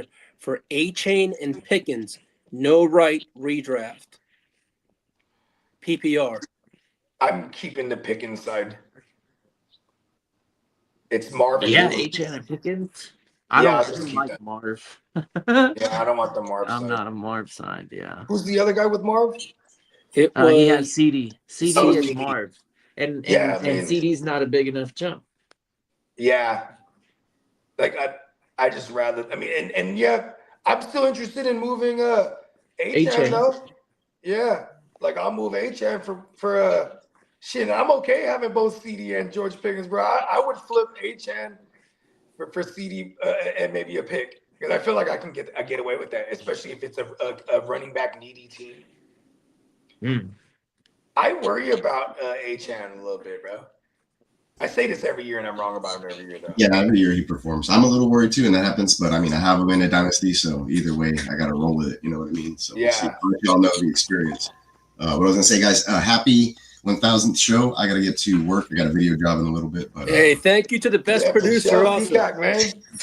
Couldn't have done any of this without you, obviously, man. You know what I mean? We love and appreciate everything you do, man. But my good brother. Of course, enjoy, Peacock. Yeah. We're the conglomerate here. We're a team. So I'll catch you guys. I'll catch up with you guys later. But enjoy the rest of the show, and everybody keep celebrating that 1000th, man. Awesome stuff. Yeah, man. All right, peace. All right, peace. Have a great rest of your day. Yeah, Yes, the man. He says, I have one last question. Okay. If Jefferson only hits 1,000 yards this year with less than TDs, are you cashing him in to get the 101 or the 2027 class to replace him? I would do that. Well, Because then it'd be Jeremiah Smith is who we're talking about now, right? Yeah. And the with the trajectory set, his value would be that's phenomenal value for a Justin Jefferson. Right? We're probably not gonna put him above JSN, Chase, and Puka. Let Puka have another year, man, and then Puka might be at the top. Or St. Brown for that matter. St. Brown's a model of consistency, and man, perfect target at like that 6, 7, 8. I will say Jefferson's a great buy low. Listen, Kyler Murray, he's like a kid, bro. He needs to want to be somewhere. This is his favorite team growing up. He hated being with Arizona, but he wanted to be the 101. So he didn't play baseball. He wanted to be the 101. He got that on his resume. Yeah. Obviously, hated being there. You know what I mean? He was even to the point he complained, so they got him Hollywood Brown. He's like, get one of my boys or something, you know, because I guess they played together in college. But then outside of that, you know what I mean? He just hated it, and he showed it. He's playing video games. He basically took the whole year off last year, right? Like, you know, that's the real thing that he did. You know what I mean? He could have played last year. He's like, fuck that, I'm taking it off. You know what I mean? Then you get him in a situation where he's consciously playing only for $1 million, so he got to prove himself. And this was his favorite team growing up, so I like that intangible there. I think Jefferson's a great buy low right now. And then at minimum, if Kyler does well and he brings back Jefferson to life, you know what I'm saying? It might even get better if they bring over a Baker next year. You know what I mean? Yeah, free agent quarterbacks are getting that's going to be a nice place to be for a general manager in the market. It's one that's competitive, and because we've seen what Sam Darnold did for a ready to win now team. Yeah, and they didn't bring him back, right? That's kind of crazy. But he went to another one and won. Right, and see, it's like, haha, Minnesota. See, you don't have to be great to lead a team to victory. Just have to have a good team. I mean, shit, shout out to Trent Dilford. Yeah. But anybody that gets a team all the way through the playoffs, the regular season, into the Super Bowl, and wins it, that's such a big feat. You can never take that away from them. Whatever they had going at those moments where, you know, the mojo, whatever you want to call it, that it was clicking for them that at that time. Seen Eli Manning have those stretches, unfortunately. I mean, okay. Eli Manning's a great example because winning the division at like 9-7 and then going all the way, right? In those days. And then you had Joe Flacco, same situation, win their division back in 2012. And I remember this because they went on to beat my Niners in the Super Bowl, even though I pulled the plug. I did it. Flacco's a pretty good quarterback, though. And this was like, it was a crazy run. So look at this. They win the division 9-7, and like to close the year, they had went on a streak because they had fired John Harbaugh fired his OC and they promoted somebody, and then went on this crazy run. And then like Ben Roethlisberger he had like a shoulder injury, and like the Bengals and the Browns were the Bengals and the Browns. So it was like they ran away with the division at 9-7, went on a crazy run in the Super Bowl. They beat, first of all, their playoff run. They beat Andrew Luck and the rookie Andrew Luck, right, in Indy, which wasn't the craziest, right? But still, they went into Indy, beat them. Then they went into Denver, beat Peyton Manning and them, and now Peyton Manning, I want to say he was the MVP that year. Or the 53, the 53, 5400 or whatever it was. Well, that one actually was 2014. So it might this year. Yeah, okay. So I guess he wasn't the MVP. He was definitely went into the running though, and that was his first year. Oh, every year. Yeah, I know, right? And then he was what was it? Oh yeah. And then he goes into New England and beats New England. Yeah. Right. And then goes and beats my Niners. But here's the thing. He had a Joe Montana run where like only Joe Montana has thrown all the number of touchdowns and no picks. Only Joe Flacco matched that run. So Flacco's. Shout out to. And then I got mad because they tried to call him the new cool Joe. I was like, no, we're not doing that. Wacko Flacco. There it is. Wacko Flacco. He was just wacko enough to do it. You know what I mean? See, I agree. So Sir Dinesh, shout out. Yeah, shout out to Sir Dinesh, man. He also wants to know if Achane and Tate for Saquon would be adequate. And I would go one more. I was like, you go look at the Jonathan Taylor owner and see if he can make a trade. But I don't think for Saquon. But oh wait, this is a total redraft. Shoot for the moon, man. See what you get for okay. See what you get for like Bijan and Gibbs to see if you can get one of those guys. Yeah, I would just go down the line. I would go to the Gibbs owner, go to the fucking Bijan owner, then start trickling down. And I would definitely want Taylor. I feel like I like Taylor over Saquon. Yeah, you know what I'm saying, because Taylor's just he's. And I mean maybe Saquon still exists in the 20+ realm, right? Consistently, but when you're talking Taylor, we're talking about 25 touches a game now. You know what I mean? Like, yeah, give me that guaranteed. And they're gonna lean on him. I don't give a fuck about stack boxes when you're talking about this Taylor now, neither. You know what I mean? No, because you still got that stupid quarterback sneak over there, or like, what are we gonna do? Lose 10 touchdowns from Jalen Hurts, man? Sucks. Yeah, Saquon does all the work. Then, hey, do you remember in the Super Bowl that they won? In the Super Bowl they won. The first drive they got down there and they're on the one and everyone was like, oh, you know what's coming, right? But then he fakes it. Instead of doing a tush push, he fakes it to Saquon and then fucking runs it in. Because it was like, I'm getting MVP, motherfucker. You know what I mean? No one like Achane either, he said. See? I mean, everybody's scared of Achane, even though all he does is produce. He's super good. Yeah. A little different. Yeah, they're all worried about what Miami looks like. That's the problem. Yeah, I mean, they got a whole new regime over there, and they're all new guys. Like, they're all, I mean, you got Bobby Slowick, who's, I don't think he's ever, I mean, he's been a play caller, I would imagine, when he was with the Texans, but, you know what I'm saying? And then you got Jeff Hafley, is that his name? Is that his name, right? I'm not selling Achane for seconds. I need to get a first involved if I'm doing that. But no, he already said that this is redraft. This is redraft. So Achane is still what? Back in round one, beginning round two. Back in round two. Back in round two? Yeah, mid round two, back in round two. This is where I've been seeing him go. Okay. Single QB shit. Yeah. Like, you know what's crazy about it? I'd just rather have just once again this year, you look at the middle crop of running backs. This is a shitload of them I'd rather have because I can wait on them and I can go for the higher end receivers early on. You know what I mean?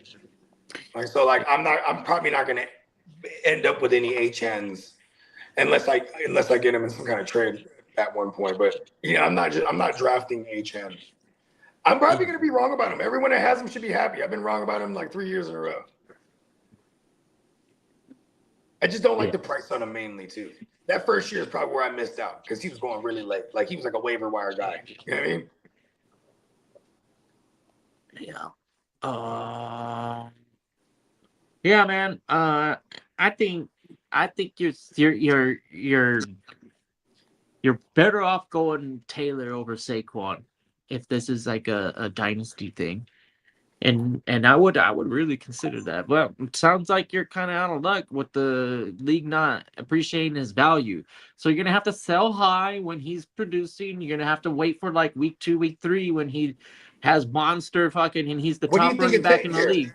Like I do that a lot. I do that with Christian McCaffrey almost every year, and I do it with Lamar Jackson occasionally. Yeah, I'll like sell high on those guys and still be able to get playoffs and stuff like that. Yeah, it's okay to trade your star players if you're getting a quality return. You know, it's not especially nobody's off limits.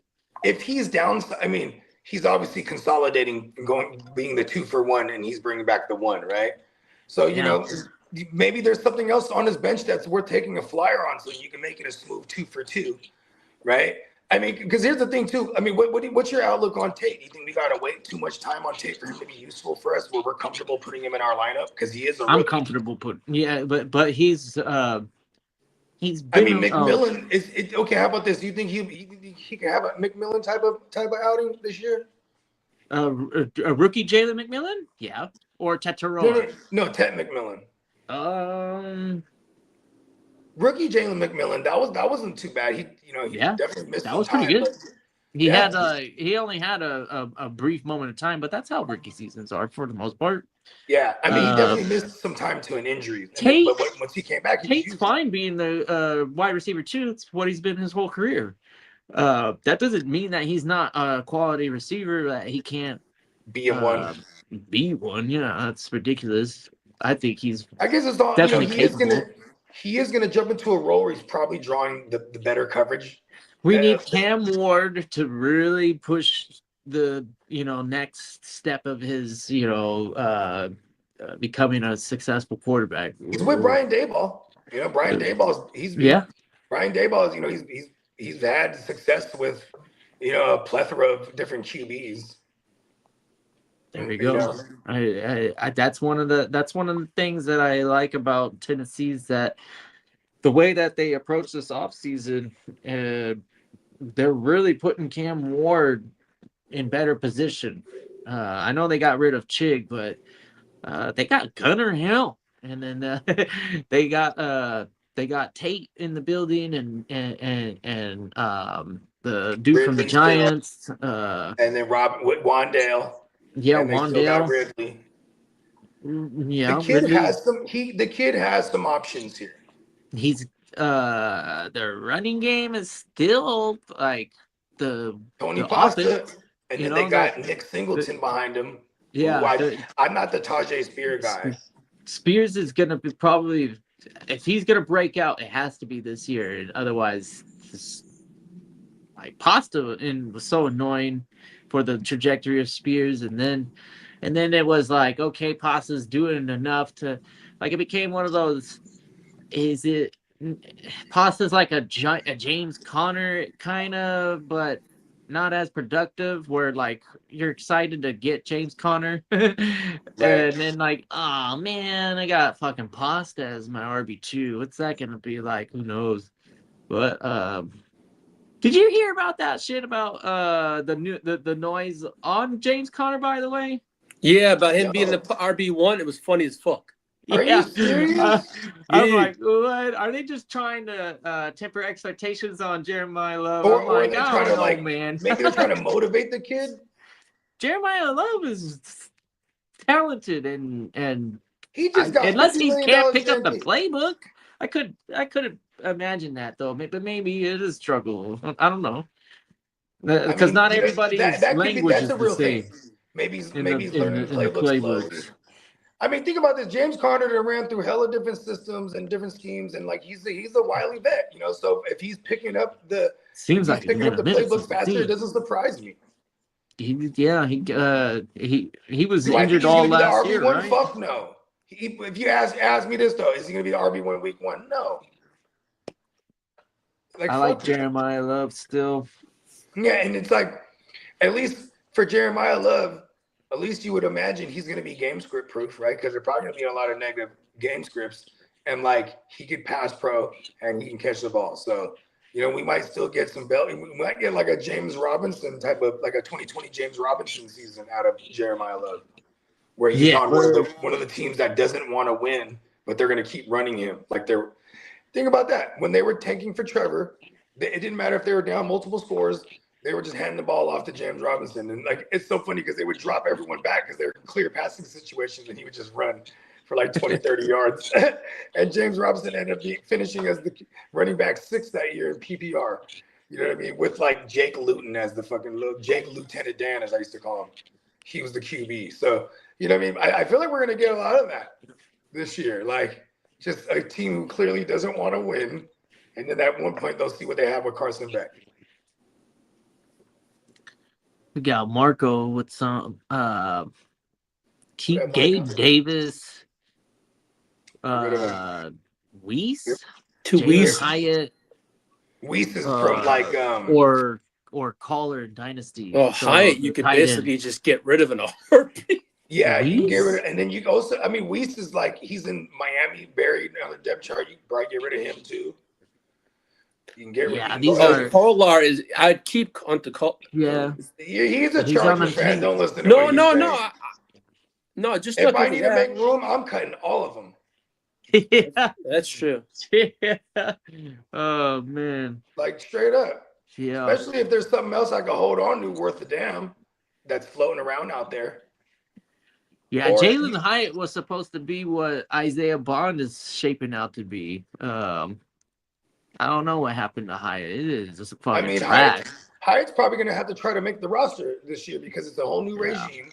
You know, it's I mean, he didn't do shit when Nabers went down last year. So it was Wandale was the only one that was worth a damn, and like, you know, I guess even Slayton had a few spots there. It was like, so I mean, it's tough. It's tough sledding for a Hyatt. I'm not really. I'll get rid of him hella quick. Maybe this year he makes the roster because the Nabbers thing, but they're also talking about Nabbers might be ready for week 1, or at least, you know what I mean? They're not. He might not start week 1 on the pup, I should say. He's not going to be on the pup, but they think he's.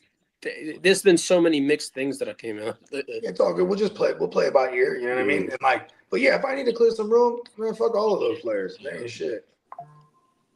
Dinesh, you're lucky it's not a mock draft or something like that. But here we go. His team is Drake May, Achane, Jacobs, Ken Walker, AJ Brown, Pickens, Fannin, and McConkey on the bench. So here's some insight on what that means, by the way. That has nothing to do with your team. This is all Bogey in the way he grades. Yeah. So if you've never been graded by Bogey before, he's rough. But I like this team, though. Yeah, I do too. Yeah, I like this team. The Drake May is interesting. Well, it's you got a lot of money right there. Whatever you can get out of the league is probably an arm and a leg for him. Achane, I could see the problem with your running back room, but Ken Walker in Kansas City, yeah, that could be with Eric Bieniemy. That could be very, very nice. Hey, look, I want to point this out. When Eric Bieniemy had he had discrepancies with Mahomes. They had differences of opinion. So then he goes on and be's the OC for a year in Washington. Their run game went to shit without Eric Bieniemy. And then Brian Robinson over there in Washington was the thing for a little while there, right? And then, you know, where was Eric Bieniemy last year? He was the run game. He was the run game coach for Chicago. You know what I mean? They had a hell of a run game. I think they were like the second most rushingest team overall. So now Eric Bieniemy being back over there in Kansas City, I like this a lot for Ken Walker. Only thing we got to worry about is Ken Walker's availability, because he isn't a guy who we've seen play, you know, full seasons routinely. You know what I mean? But love where he's at, this spot. You know what I mean? And then Jacobs, as long as he doesn't die, Jacobs is a guy who's like a 20-touch guy. Yeah. You know what I mean? And McConkey on the bench. I mean, you can pick and choose McConkey and AJ Brown probably for the most part on a week. And I love that stack. You know what I mean? Absolutely. Yeah, that makes it easier in my opinion to sit AJ Brown when McConkey's gonna in line. I mean, I might even play the 3. I might even put a receiver in my flex instead of Jacobs. Yeah, or I mean, because here's the thing: is like I do want to see what it looks like with Achane. I'm like, who they playing week 1? It's hard to sit Achane if he's out there. Yeah, exactly. So I got it. I'm gonna play him week 1 because, and I think I can sit Jacobs or over McConkey on some weeks. I mean, and same thing with AJ Brown. Yeah, I don't really expect the Patriots to air out crazy, and the defense is what wins those games. You know what I mean? Would you say, okay, who's a must start on his team right here? Obviously, Pickens, Drake May, Pickens. Fanning, I mean, that's his tight end, though. It's hard to not put. And then Ken Walker's hard to sit. Yeah, so Ken Walker. And then I feel like I do love the stats. Hard to sit. And then like I'm probably sending Jacobs the first week, like with this lineup, because I want to play McConkey in that flex. I like McConkey this season. Yeah. Definitely. You better get that laddie. Them bagpipes. Get the bagpipes ready. We didn't fire up the bagpipes nearly enough last season. For the laddie. Man, that rookie season though, we were lit up with bagpipes. And then how destroyed was we when they signed back on them bagpipes? Bro, when they signed back Keenan Allen, I was defeated. I was like, oh, I have so much lad everywhere in Dynasty. I'm like, this is gonna fuck my lad up for a year. I wasn't discouraged off a lad. Wasn't trying to trade him away. Nope. I was actually trying to trade for him in some spots that I didn't have him. Because, and now they got Mike McDaniel. We couldn't ask for anything better than that. And keep Keenan Allen the fuck away from the Chargers, please. Please. You know what I mean? And don't bring Diggs in the building, please. I know, huh? Because they'll put Diggs, because Diggs is the type of guy later in his career to utilize in the slot a lot too. And it's like, just give us the high percentage targets to lad again and just pepper the fuck out of him. Yeah. Please just let him eat.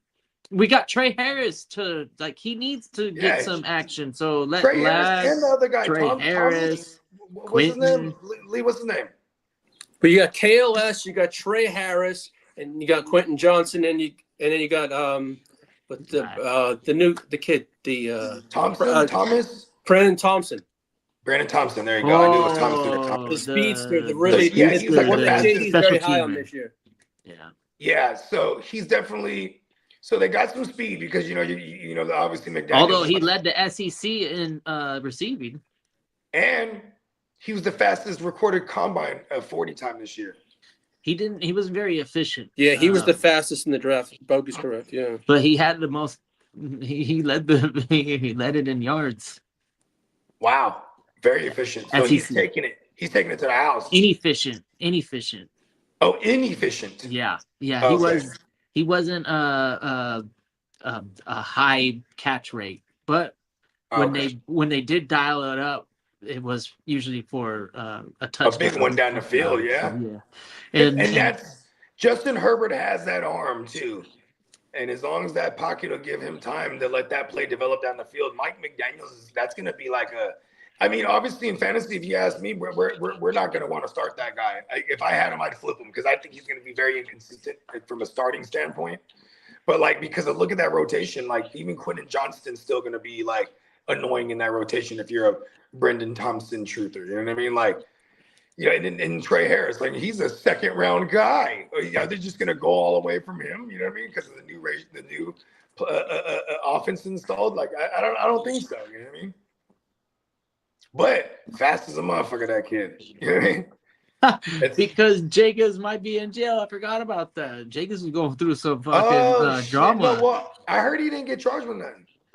No, but the league has not dropped the investigation, though. I mean, but see, here's the thing, too. It might not go into play till after this season. They might not even start the investigation. Yeah, we'll see. Yeah, I don't know. I guess in redraft, I am trying to avoid it. This sucks. Fuck, yeah, you know what that said? He might not. He might want to hold on to Achane there. Yeah, there you go, Bogey. That was the difference maker. Now that we've got this back in the front of our memory, We can't be getting rid of Achan. Are you kidding Yeah, me? for real. We already got the Jacobs drama. Yeah, you're gonna get we're straight with quarterback. Looks like you're all right at receiver. I got nothing wrong with your receivers. Yeah, and the tight then you end can is hold cool. on to Tate. He gets to hold on to Tate until Tate becomes useful. You know what I mean? Like you could house Tate on your bench. Yeah, because then you would be downsizing. Obviously, you would get Saquon. I mean, and I'm not mad at that either. But still, though, we don't know what's going on with Jacobs. The depth isn't. I mean, you might end up with 2 running backs if something happens to Jacobs regardless, right? True. But then he would have Saquon, and it would cost him a Tate. Tate might be a second half darling. You know what I mean? When it comes to these type of leagues too, and if those rookies ain't showing out early on, a lot of times people tend to drop them when there's something they feel usable that they can go and grab right away. You know what I mean? Yeah, Burden was like that. Burden was like that. He was drafted and dropped shortly early on, then picked up by somebody else and utilized them. But that wasn't until the second half. So, you know what I mean? Maybe it's a good thing. Maybe it's a good thing we just – because if not, I'm trying to move Jacobs in. And now that I think about it, I'm like, I'll move Jacobs and Tate right now for Saquon. Yeah, you would. Like, it, I don't know if Saquon owner wants then. Yeah, you know what I mean? But, hey, maybe they don't watch TV. You know what I mean? Maybe they be thinking about maybe they don't watch TV. They just see the good old days with Josh Jacobs. Even if Josh Jacobs wasn't going leading the league in rushing. If he wasn't going through what he's going through right now, I think still people aren't really on him because of what the recency bias. Like he had an injured year last year. It's going to show up on a stat sheet. People remember that. They usually bakes into how he's drafted. So I'm pretty sure you got Jacobs at a really decent value, at least in this draft. You know what I mean? But yeah, if he's helping, he's playing, he's not suspended, I'm glad I have Jacobs. That's a run first team. I don't give a fuck what no one says. That's a Matt LaFleur team. They try to run the ball. And they do the Jordan loves mistakes. Throw Kraft the ball when the defense allows it. I mean, you know what it is? I think with fantasy and Jordan Love, all of us just remember his 24 outing. You know what I mean? He was QB4, QB5 overall, something like that. But they had no run game that year. This was before they brought in Jacobs, and it was AJ Dillon and Aaron Jones were both hurt. So every week they were just in these. Their defense was bad.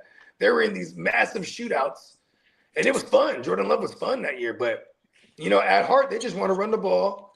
You know what I mean? So I'm okay having Jacobs as long as this motherfucker doesn't get fucked over because we're not going to bring up the specifics of what happened, but it is all alleged. So, it kind of sucks because in the public eye, they're just going to think you're guilty anyway. You know what I mean? Hopefully it ain't true. Yeah. Yeah. The charges weren't filed, so. We want fair opportunity and all this stuff. Yeah, for everybody. You know what I mean? Charges not being filed, that says something. The league could still put some disciplinary actions. It would probably fall under the category of violating player conduct policies. But you could appeal that too, because he wasn't charged with anything. You know what I mean? So, and usually if they really want to get you, they'll be like, 8 games, and then he appeals and gets like 2. You know what I mean? But I don't even think he's going to get suspended. And if we have heard, it's been months of this already. It's been about 2 months since we heard this. So nothing has been now that camp's opened up, we should start hearing a lot more news on players that possibly could get something or anything. It could be, who knows? We'll see. I mean, they're not charging anything. These are off the field joints. So they're going to be at camp and all that, all the same. Hey, can they pop up and suspend him out of nowhere? Yeah, I mean, the same thing happened to Rice. You know what I mean? That shit was so finicky. And then they, a couple weeks before, or a month before the year started, they're like, yeah, he's going to miss the first fucking however many. You know what I mean? Mm-hmm. Yeah. Yeah, Marco. He said that he's got. Remember the names. He still has one more to get rid of. Yes, you have our permission to get rid of all four of those guys, and then whoever. You're digging. Dynasty is interesting. The only time you ever see the waiver wire truly active is like during speculation or injury. Other than that, you're and the trending players in the offseason. Those guys are your waiver wire targets because of injury availability. because you get a bereavement or you got a child, or like kids are born during the season, so fathers are gonna miss games, and some random names are out there. I typically don't fight for those names, and the ones that I do fight for are sometimes the early drops. Yeah. Those are the ones that I like. The ones you don't like? Yeah, like for example, other people's trash room. or other people's treasures or whatever. Yeah, look at this. I literally went around dropping Jack Campbell. This is early in the offseason. And he was just immediately picked up everywhere. Oh, Jack Campbell, the linebacker? Yeah, well at the time he wasn't on the team, and he hasn't been doing anything for the last season. And he's like a rotational guy, but still though, I always have an excess of linebackers. So when I'm looking who can I cut, it usually ends up being those guys that aren't being used. You know what I mean? Yeah, outside of but still, someone else picked them up immediately in every league I dropped them. I won't even. There hasn't been a lot of middle linebackers coming out of college with as much profile that Jack Campbell had. Oh, my bad. I didn't. Why did I say Jack Campbell? I meant to say what's his name? Jack Gibbons. My bad. Oh yeah, Tennessee. Yeah, I'm so stupid. I would never. Jack Gibbons. My fault. Yeah. And then he went to San Francisco, and then he's with Frisco right now. Did he land in? No, Frisco? he went to he followed. So he's a Vrabel guy. So he ended up following Vrabel to Tennessee. Yeah, he was I don't there. know where he went. I don't know where he went this current offseason. I think he ended up somewhere. He might be Tampa. I forget. He's he's rotational. Where Arizona. Oh, there it is. Yes, he's rotational. Yuck. Oh shit. Fucking A, dude. He's gonna be a rotational. I forgot to put a bid on my man Cody Simon, dog. I don't even think he got nominated because it's going to be Cody Simon and Max and even Mac Wilson. I don't even think anyone nominated him either. So here we go. We got some more names. Antonio Johnson, Maxwell Hairston, Julian Blackmon. Wow, Julian Blackmon. Julian Trenton Blackmon. Simpson I haven't heard that name or Braden Fisk. No, I like Fisk. We're not getting rid of Fisk. Out of all those names so far, Fisk is the only one I'm keeping. Yeah. Because I just don't know those other guys. I mean, outside of Trenton Simpson, Baltimore, not really seen much yet. Julian Blackmon is a safety, not really sure where he landed. Maxwell Hairston is I don't know who Maxwell Hairston is. Is that a special team? My bad, Maxwell Hairston. You're a dog, bro. I don't give a fuck what they say about you. Who is he? I don't give a fuck. Who the fuck is that guy? Dog, bro. I mean, what team? No, I don't know who he is. Let me look him up real quick. I really don't know. You don't even got to look it up. We know he's a dog. He's a dog, though. I mean, if he's on it. He'll be a second year in Buffalo. He's a Hairston. Maxwell Hairston. Yeah, he's a first-round pick from Kentucky. Appeared in 11 regular season contests. He's got 18 tackles and 5 pass defense and 2 interceptions. That's pretty good, but no, they pick on rookies. He's a corner. And then Hairston is expected to operate as one of Buffalo's top outside cornerbacks. Those guys are garbage in fantasy. You can drop that guy. I don't care about his first round status. That is true. I don't really fuck with corners, especially when they get good. If Hairston gets any kind of better than he was last year, they're gonna start avoiding him. Yeah, I mean that's just not what we want in fantasy. And defensive backs, we want the strong safety or the nickel back, and sometimes free safety, but most of the time nickel back. Most of the time, because the strong safeties are in the box all day, so we like that. We want the easier access to tackles. Yeah, it's plain and simple, man. Yeah, and there's so many of them out there. easy position to fill. Yeah, and the only reason I'm even saying keep Trenton Simpson too is just because of like Roquan and their new guy who was balling last year. My man Teddy Buchanan or Butchman or whatever, Buchanan or whatever his name is. He's coming off of a torn something, but he was tearing it up last year. So, and you know what I mean, in his absence, Trenton Simpson, he got in there. You know, he's so. But I'm just saying, like he's a guy that'll get inserted into a lineup for the Ravens if anything happens to those two guys. Like that's usually how I determine who I'm keeping. Like where's their path to being useful to me? Otherwise, they're just clogging up my bench. You know what I mean? You want a nice bench piece that you could probably get because not a lot of owners are probably appreciating Kevin Byard, but go ahead and get him, and then he'll find the starting roster. I promise you. Like he makes a hard case. Yeah, he's just gonna wait around. You know where he's gonna end up. If you have enough defensive back starts, it's hard to be like, oh, Byard isn't gonna play this week, I guess. Yeah, where do you think Byard's going? He's probably gonna go to New England, bro, and reunite with Vrabel, who he spent majority of his career with. You know what I mean? Yeah, he's not done playing football. And I know he's not going to ever run away from this game. This guy is going to be the next great head coach. Like I'm telling you, he's one of them guys that like I mean, he's just a playmaker, dog. And he's a playmaker in real life. So that's why we like him in fantasy. He's not just some guy who's on a shitty team and like they're always being in a situation where they got to stop the run. Like, no, he just makes plays, period. Mm-hmm. I mean, look at what he did in Chicago last year. He was putting it down. I could totally see him going to New England now that I think about it. Yeah, there's a place he can call that home. Yeah, they run like 3 safeties over there too. Yeah.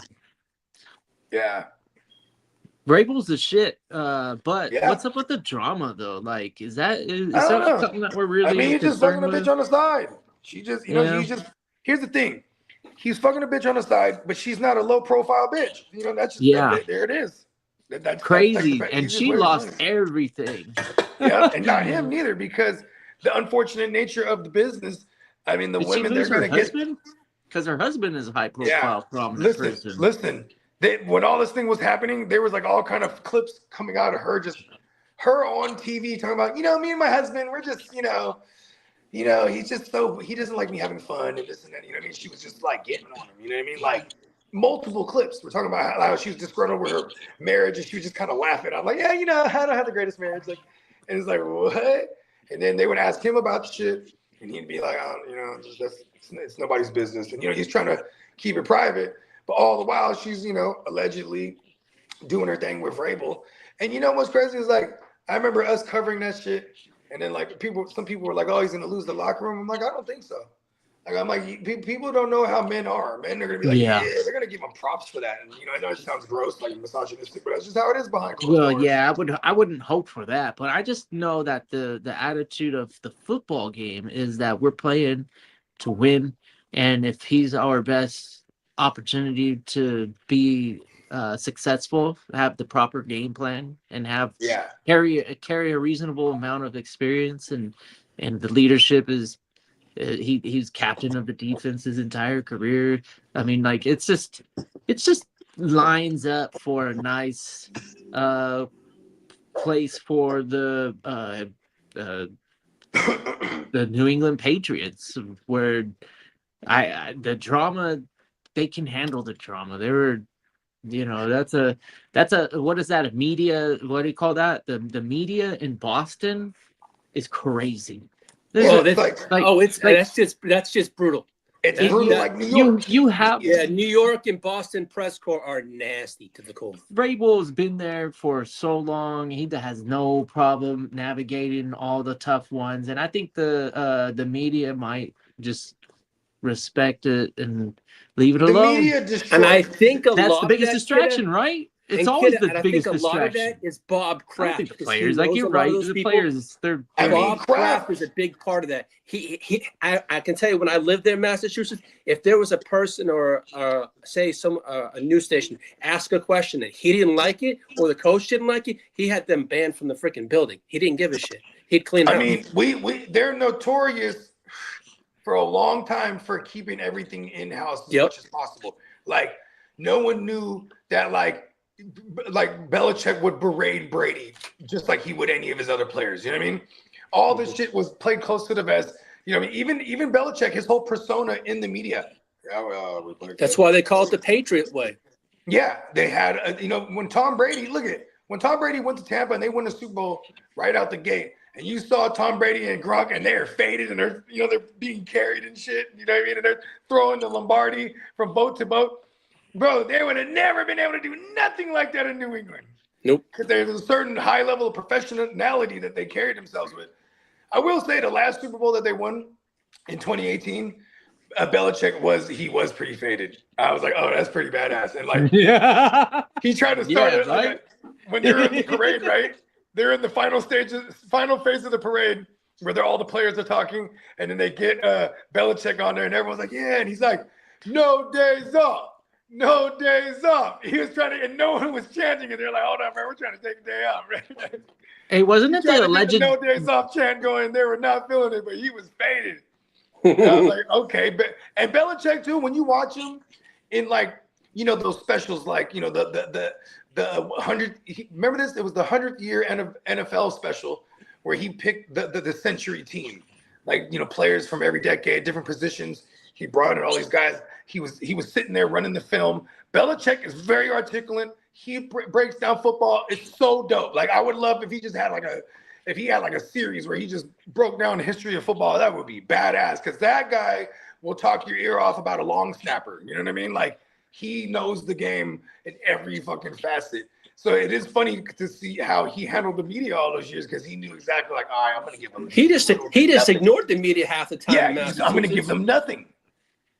You never saw him at a press conference. He was there for like 3 or 4 minutes and then gone. It's only because you're mandated for the 4 minutes. Yeah, exactly. Remember Marshawn Lynch? Remember Marshawn Lynch? But when they were like they were starting to fine him for not doing the mandated press. So he would go up there, set his iPhone timer, then he would call on people. Yeah, I'm just here not to get question. I'm just here not to get I'm here so I don't get fined. Hey, isn't Kraft in the same boat as Watson? Like, they got the same membership. Hey, Kraft and Watson have the same membership in Miami. They got the first class VIP treatment. And they kick everybody out, and all the ladies go into the one room, right? So that might be the way for the Patriots. And I don't know, man. What do you think about Brady? Let's just throw a bunch of rumors out here about the Patriots. Are we going Brady? He got his road hose. I mean, and he's just been able to keep a clean nose and stay out of trouble. And then the NFL treats it like the conspiracy is that they protect the image and the identity of the big boy, of their fairy book. Exactly. Of their chosen. I call them the chosen ones. Yeah, because he wasn't always super impressive. He pulled out a lot of gutsy wins, but he had Randy Moss and Gronkowski and the run games. And Bill Belichick and his defenses. Come on now. The fucking Patriots was always a good team. It wasn't always about Brady carrying it. Like, he didn't have to carry that team on his shoulders ever. No, those defenses carried him. Tampa Bay, baby. That fucking year was crazy. Shout out to old man Tom Brady fucking going out there in Tampa and going 5,000 and throwing for 40 plus. Crazy. I mean, shit, he went out there and was an MVP candidate for the first 2 years. I think year three, he still was up there in pass attempts too. Like, it was crazy. Yeah, he really did show out. I thought that was probably the pivotal moment for the GOAT for me. It wasn't just the championships, but it was the way that he transitioned from going to a new team with a whole new direction and being just as successful, whereas the organization he left fell apart. Like the world just collapsed underneath their feet. I mean, okay, life after Brady, immediately they brought in Cam Newton. And like this was the old COVID. Because Cam was tearing it up for the first 3 weeks. Then he gets old COVID where you had to sit down for 14 days. Then when he came back, he was like winded. Like, and he kept saying too, he was like, man, it was just like, it felt like I was running with hella weight on me. I couldn't breathe still. It was like bad. Like, you know what I mean? And then, you know, they do the Mac Jones thing the next year and they don't even get aggressive to move up. They just let Mac Jones fall to them. And they actually get into the playoffs year one, but they get trounced by a division rival because they ran into the buzzsaw that was Buffalo that year. Because I think Buffalo was one of the favorites as they usually are. Right. But that was Buffalo, where that's like they've been ruling the division now at that point for a couple of years now, you know, because Brady been gone, and like you know, there's just then Belichick just retires. You know what I mean? He's like, all right, I'm done. And part of his retirement, he had it in his contract where he wanted Mayo to take over, so they go with Gerard Mayo. I think if I remember correctly, and then they did that for a year, and then brought in Vrabel. Oh, they did that for 2 years. I'm surprised they didn't go Josh McDaniels, but it's funny because Josh McDaniels is back in the building, and Josh McDaniels shouldn't be a head coach. He should be. He's best. He's a genius. I don't think he gets enough props because obviously he was with Brady. You know what I mean? Yeah. Well, he's very. He just got to the Super Bowl with Drake May, right? Yeah. Right. Vrabel right now I think has the best shot of winning. He should be the preseason favorite to win Coach of the Year or whatever in Vegas. I would say it's always guys like here's Shanahan and McVay. It's always Shanahan and McVay and even Matt LaFleur, because Matt LaFleur is one of the more winningest coaches since he's been a head coach. Like I think he's the winningest coach since he's been a head coach. Like I think he averages like 3 losses a year, something like that in his career. It's something insane like that. It's pretty good for you know what I mean. Ever since but you could argue, well, he had Aaron Rodgers, but he's been kind of replicating that same success with Jordan Love now. So it's definitely a coach thing here. I mean, you know, when you look at Stefanski, he's the one who I think is the money. We put money on him because if they could win that division, he could be the coach of the year. Because you know you got to look at the teams that take the shitty situations. I see. You know, Kevin O'Connell.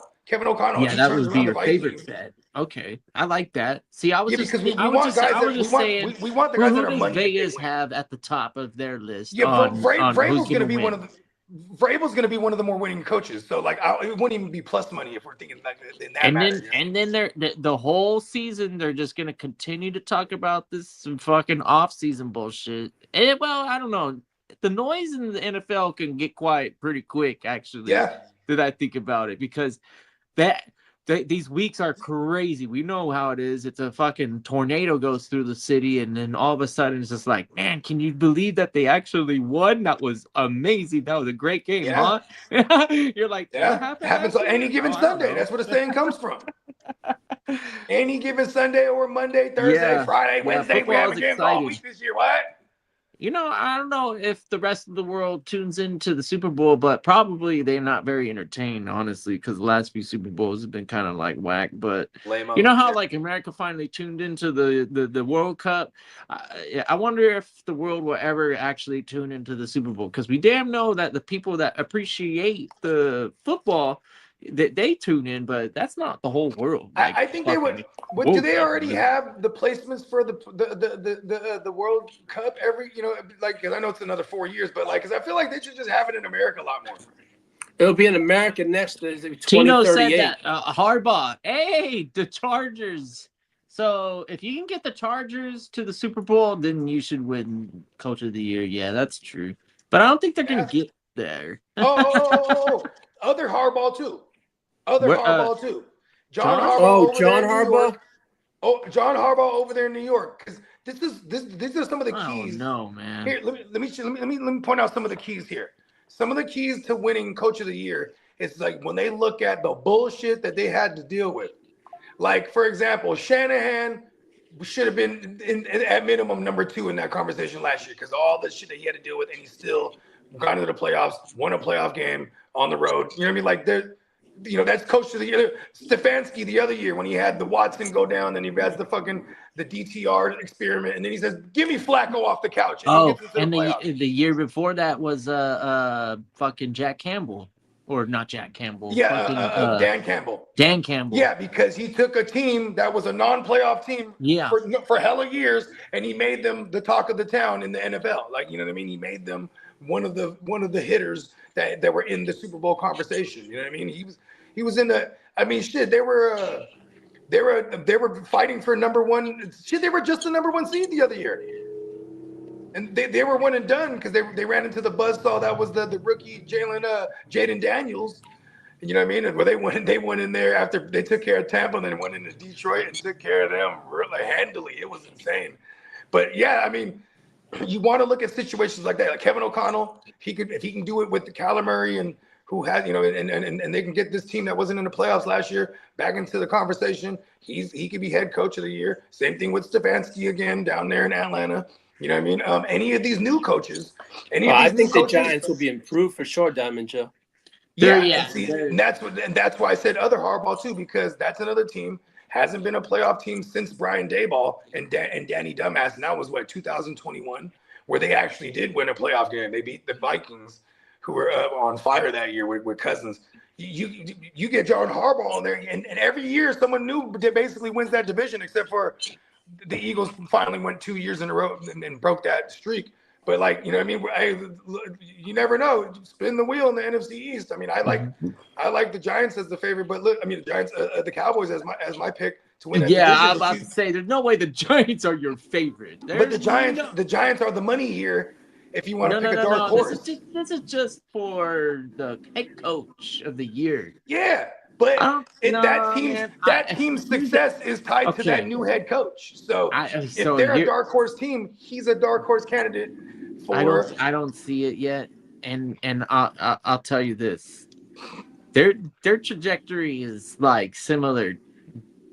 Deep down, I'm being a Jets fan right now, and I'm saying that the Jets have a better record than the Giants do this season. Giants ain't nothing, man. I mean, they got a fucking ferocious defense on paper,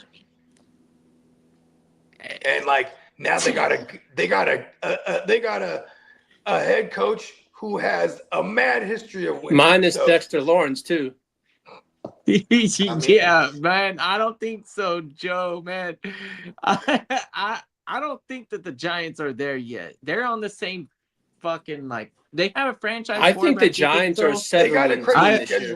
I don't know if I'm that confident in Dart and the head coach, whatever.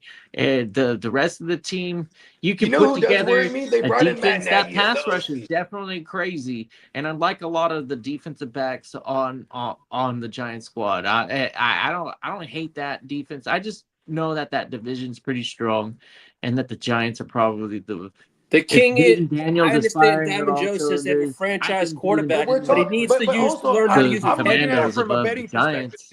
And the Eagles and the Cowboys are definitely better than the Giants. I just don't think that they're going to win a whole lot of games. I think there's so many teams. The NFC is tough, and the AFC is weak. So I actually think that the Jets in the first 8 weeks could actually be a 4-4 team, believe it or not. But this is being optimistic. What's the schedule? There's a stretch where it's not impossible. You know what we need to do is kick Salah's ass. Oh, week 1. Yeah. And get some momentum. And build some momentum right out the gate. Yeah. Okay, the Jets schedule is he's been telling everybody that we're gonna fucking kick their ass, blah blah. And the Jets and secretly in the background been doing some things nice, and we do have a veteran quarterback, and we do have an offensive line that's kind of underrated, and that's what I want. I want to score some points. I know that the defense on the Giants is pretty nasty with the pass rush, but they got the Jets start off with the Titans. That's a pretty winnable game. Yeah, it's solid. And then you get the Packers next. We're not very good at the revenge narrative. The Jets kind of you suck get the at Lions, that, but that's okay. This time then you around, get the Bears. Okay. Yeah. And then you get the Browns.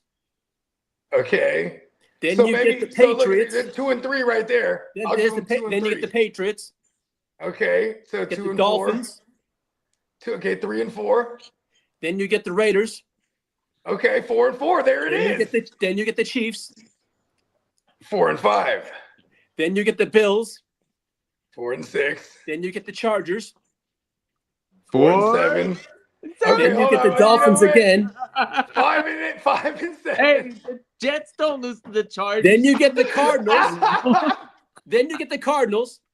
We always beat the Okay, Chargers. we'll give them that one. All right, so Then, they're at 6 and Down 7. to the then you get the Patriots again.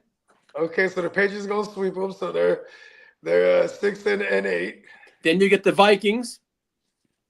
Okay, let's see. What this is a toss up here. How good is Kyler at this point? And then you end with the Bills. It's Kyler even, right? So you And know then- what? And then For you shits end and with the giggles, Bills. just because I love my man. So listen, we're gonna give them the win right there. Then you end with the Bills.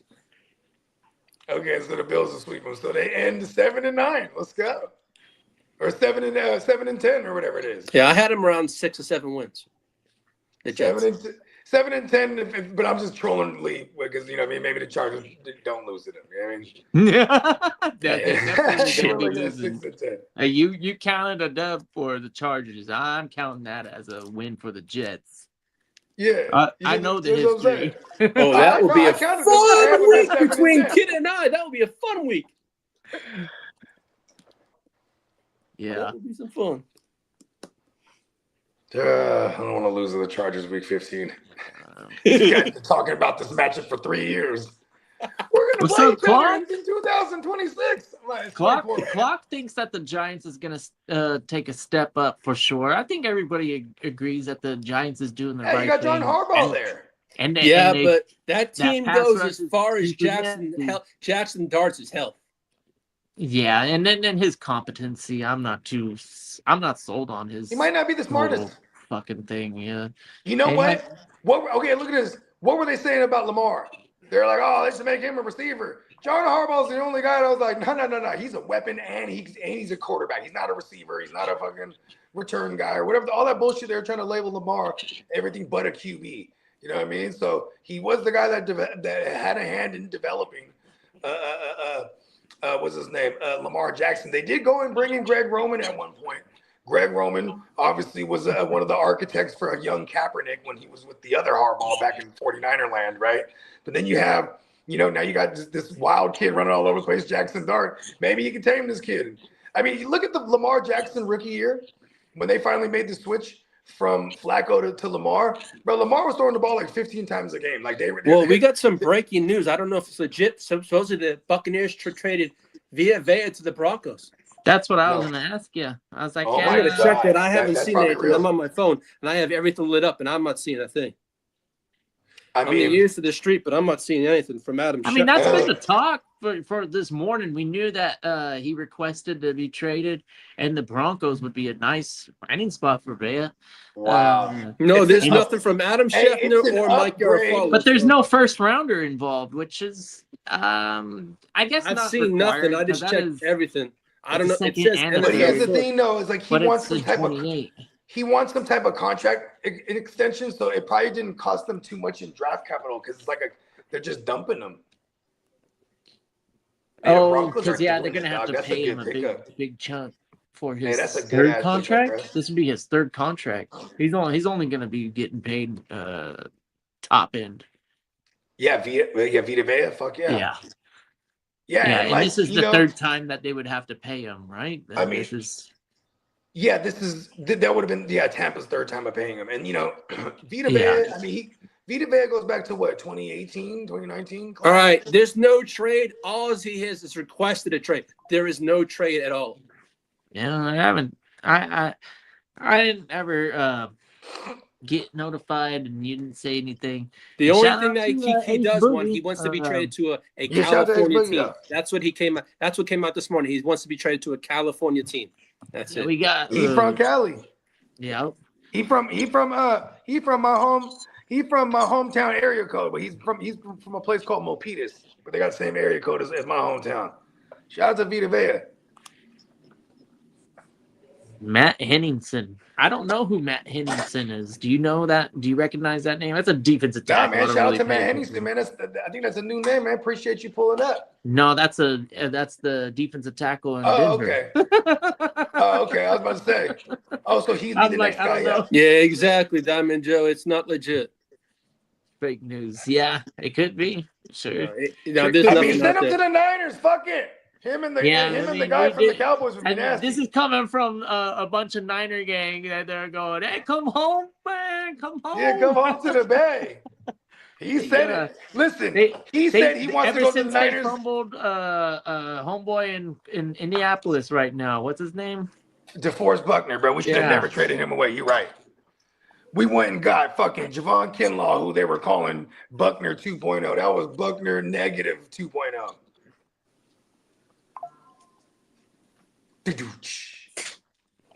Anyways, what was his name? Vita Vea. He said straight up, I want to go play in the Bay Area. There's only one team in the Bay.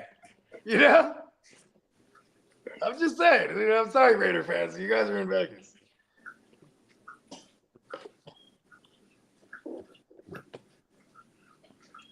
There's nothing out there. So there's going to be a lot of teams lining up for him. I know that.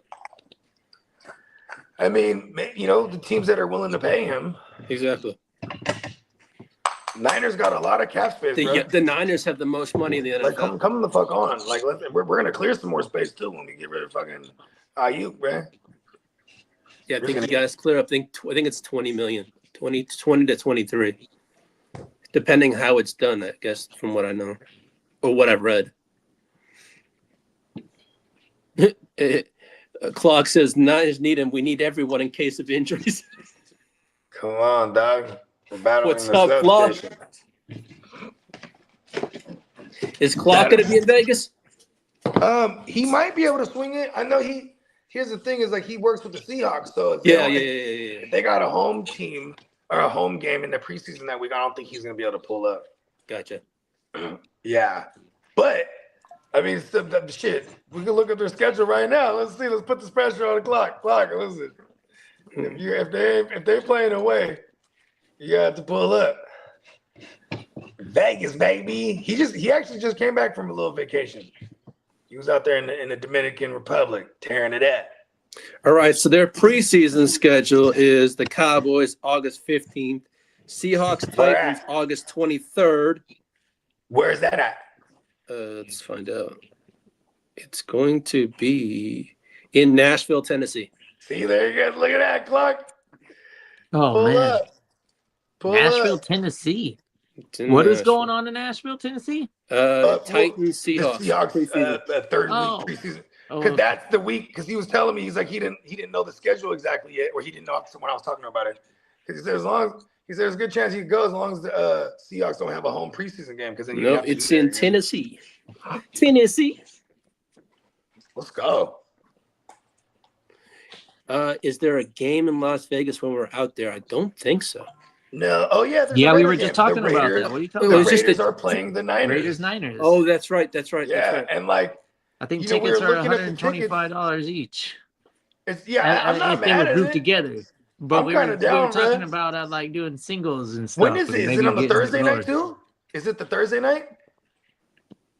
Let me take a look. That's kind of badass. Vegas weekend. Diamond Joe. We got Niners, Raiders preseason. And I think it's the worst preseason game where all the nobodies. Yeah. all the greasy nobodies. I do want to see that stadium. No, they have. Okay, it's the Raiders and the Texans August 20th. Oh, it's Texans. Oh. How come we were talking about the Niners? I don't know. But that's in Houston. So the Raiders are not their other game. The Raiders play the Niners is the 27th. Ah, boo. All right. And that's in Vegas. The 27th. Somebody mentioned it, and I got excited because it did sound kind of fun. No, it's the 27th. Because we were looking at stuff before, too. We were looking at prices and everything. This is like a couple. I know, right? And that's weird. Are you sure? I know, but none of us caught it was on the 27th. It's August 27th. Yep. 7 p.m. August 27th. Okay, maybe we were looking at something from the previous year. What the hell were we looking at? The first year that we were at the Platinum, They listed ticket it was a prices Niner Raider though. game What in in the Vegas, world? and I was on the How the plane with hell all would we kind of pick up Raiders and Niners. fucking ticket prices if it wasn't a real game? You know what I mean? Yeah. You ain't lying. We legit saw one section was 125, one section was 134. And then there were some sections that were definitely higher than that. But the ones that we were looking at, it was like 12 tickets. Yeah, for 145 each. Oh, okay, there it is. That's where we made a mistake. All right, Jerry Jones. Joseph said it 5 minutes ago. He got excited because it's in Houston. But yeah, the Raiders are playing that weekend, but it's not in Vegas. It's in Houston, and we were looking at the prices in Houston. Shout out to Derek and Tino. Jerry Jones said this. Just confirmed to reporters that he's in talks with another team about a potential trade as recently as yesterday. He might be gone. You think he might be trying to go after Vita Vea? Him and Quentin Williams in the middle would be nasty. And he says they're definitely going to go to a baseball game. He says the team is open to trading future draft capital to improve their roster. The NFC North, Dominic Stanton. Shout out to Dominic Stanton.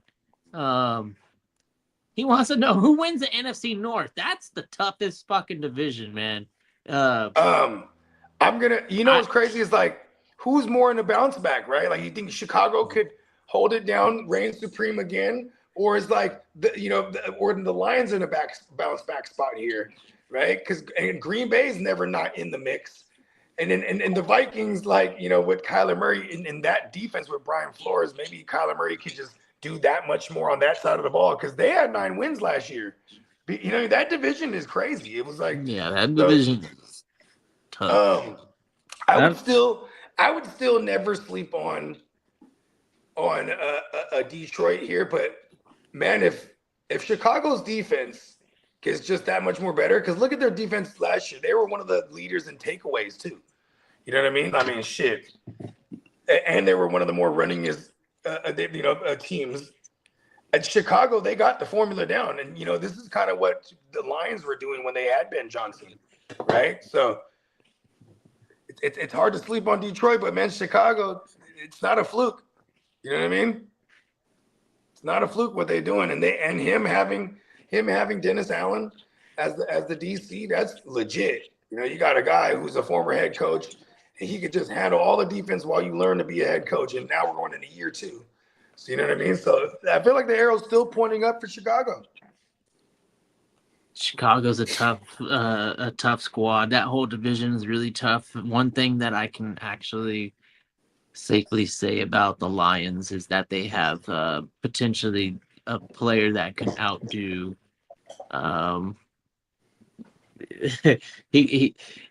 He might have a career year this season. Gibbs.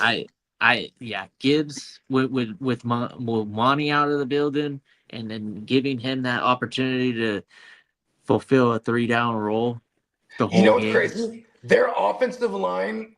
I want to say he might outdo Barry Sanders.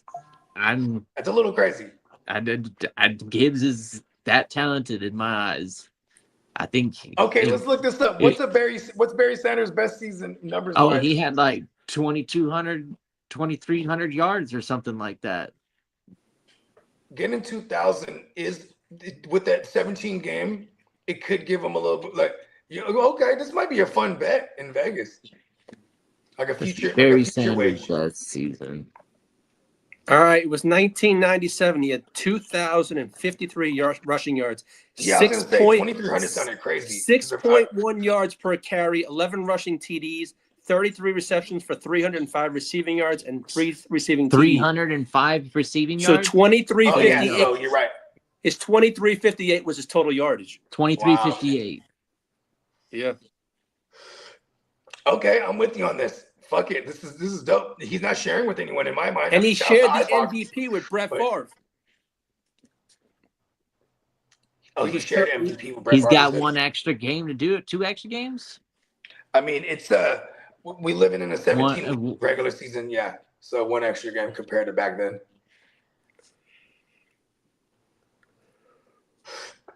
I like that one. That's not too bold. That has some that has some validity to it. This could happen. It's all him. They are a team that runs a shitload of plays too. You know what I mean? They're one of them fast-paced moving teams. And you got to get him the ball. He's so good. Yeah, I mean, shit. He was 11th overall drafted. You know what I mean? Just right outside the top 10. And then I bet you if the Lions had a top 10 pick that year, they still would have spent it on him. You know what I mean? The Lions have been really knocking these picks out the park. And, you know, depending on how you feel about Jameson Williams, because, like, he definitely was drafted in the same year that they drafted him in the back of the first. That same year they drafted Gibbs early at the 11th spot. And then you had, you know, the year prior to that, they drafted St. Brown. The year prior to that, they drafted Penei Sewell. They've been killing it in their first-round picks. You know what I mean? They just took a lineman in this past draft because they definitely needed to address their line. They lost guys to retirement and just moving on to other teams. Like, it's all of a sudden. Hey, thanks, Dominic. We appreciate the sub, man. I can't wait to see you back in the building. We do this a lot, especially during the regular season, 5 days a week, man. Yeah, man. Like, 7 man. Yeah, and that definitely gets you an entry into our signed JSN. I will take a picture of that for JD. Yeah, and you know, and we also want to big up our guy Heart to Start Guchinni at the Heart to Start Fantasy channel on YouTube. Definitely sub up to him as well, and you'll get another entry as well. And you know, all you gotta do is be subbed up, and then find any one of our social medias and just let us know. Boom, I'm him. You know what I mean? You just let us know who you are, so that way you know what I mean. I just took pictures of the 2 new subs so I can send them to JD. Yeah, on August 21st, we're going to be doing a handful of giveaways. So this gets you entered in all the giveaways. But the main item that we're giving away so far is the signed autographed JSN mini helmet Super Bowl 60 edition. All right. In fact, if you didn't get it the first time when we did our intro, let's take a break real quick. Let's throw run that out real quick.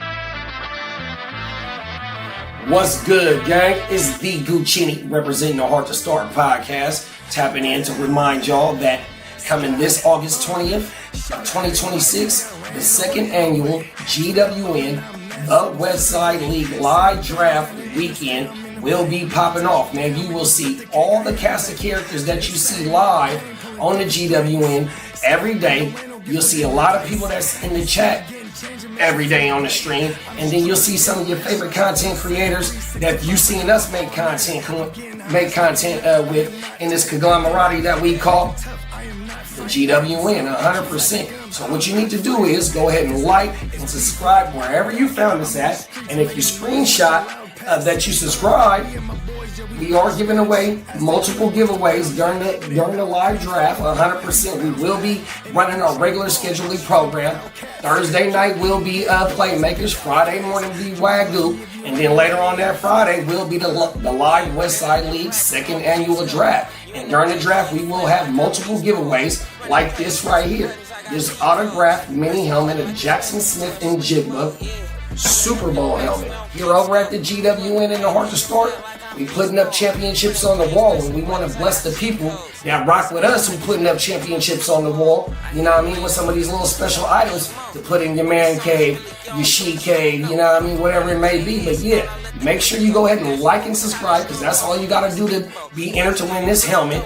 Click that bell, and then tune in to the second annual GWN live Westside Fantasy Football Draft Weekend. 100%. Peace. Shout out everybody that got ran over in my way. Feel low and I'm mad sober flipping way. Send them things down the interstate. I'm in the Yeah, that's right. We got some great giveaways. That's one of the best.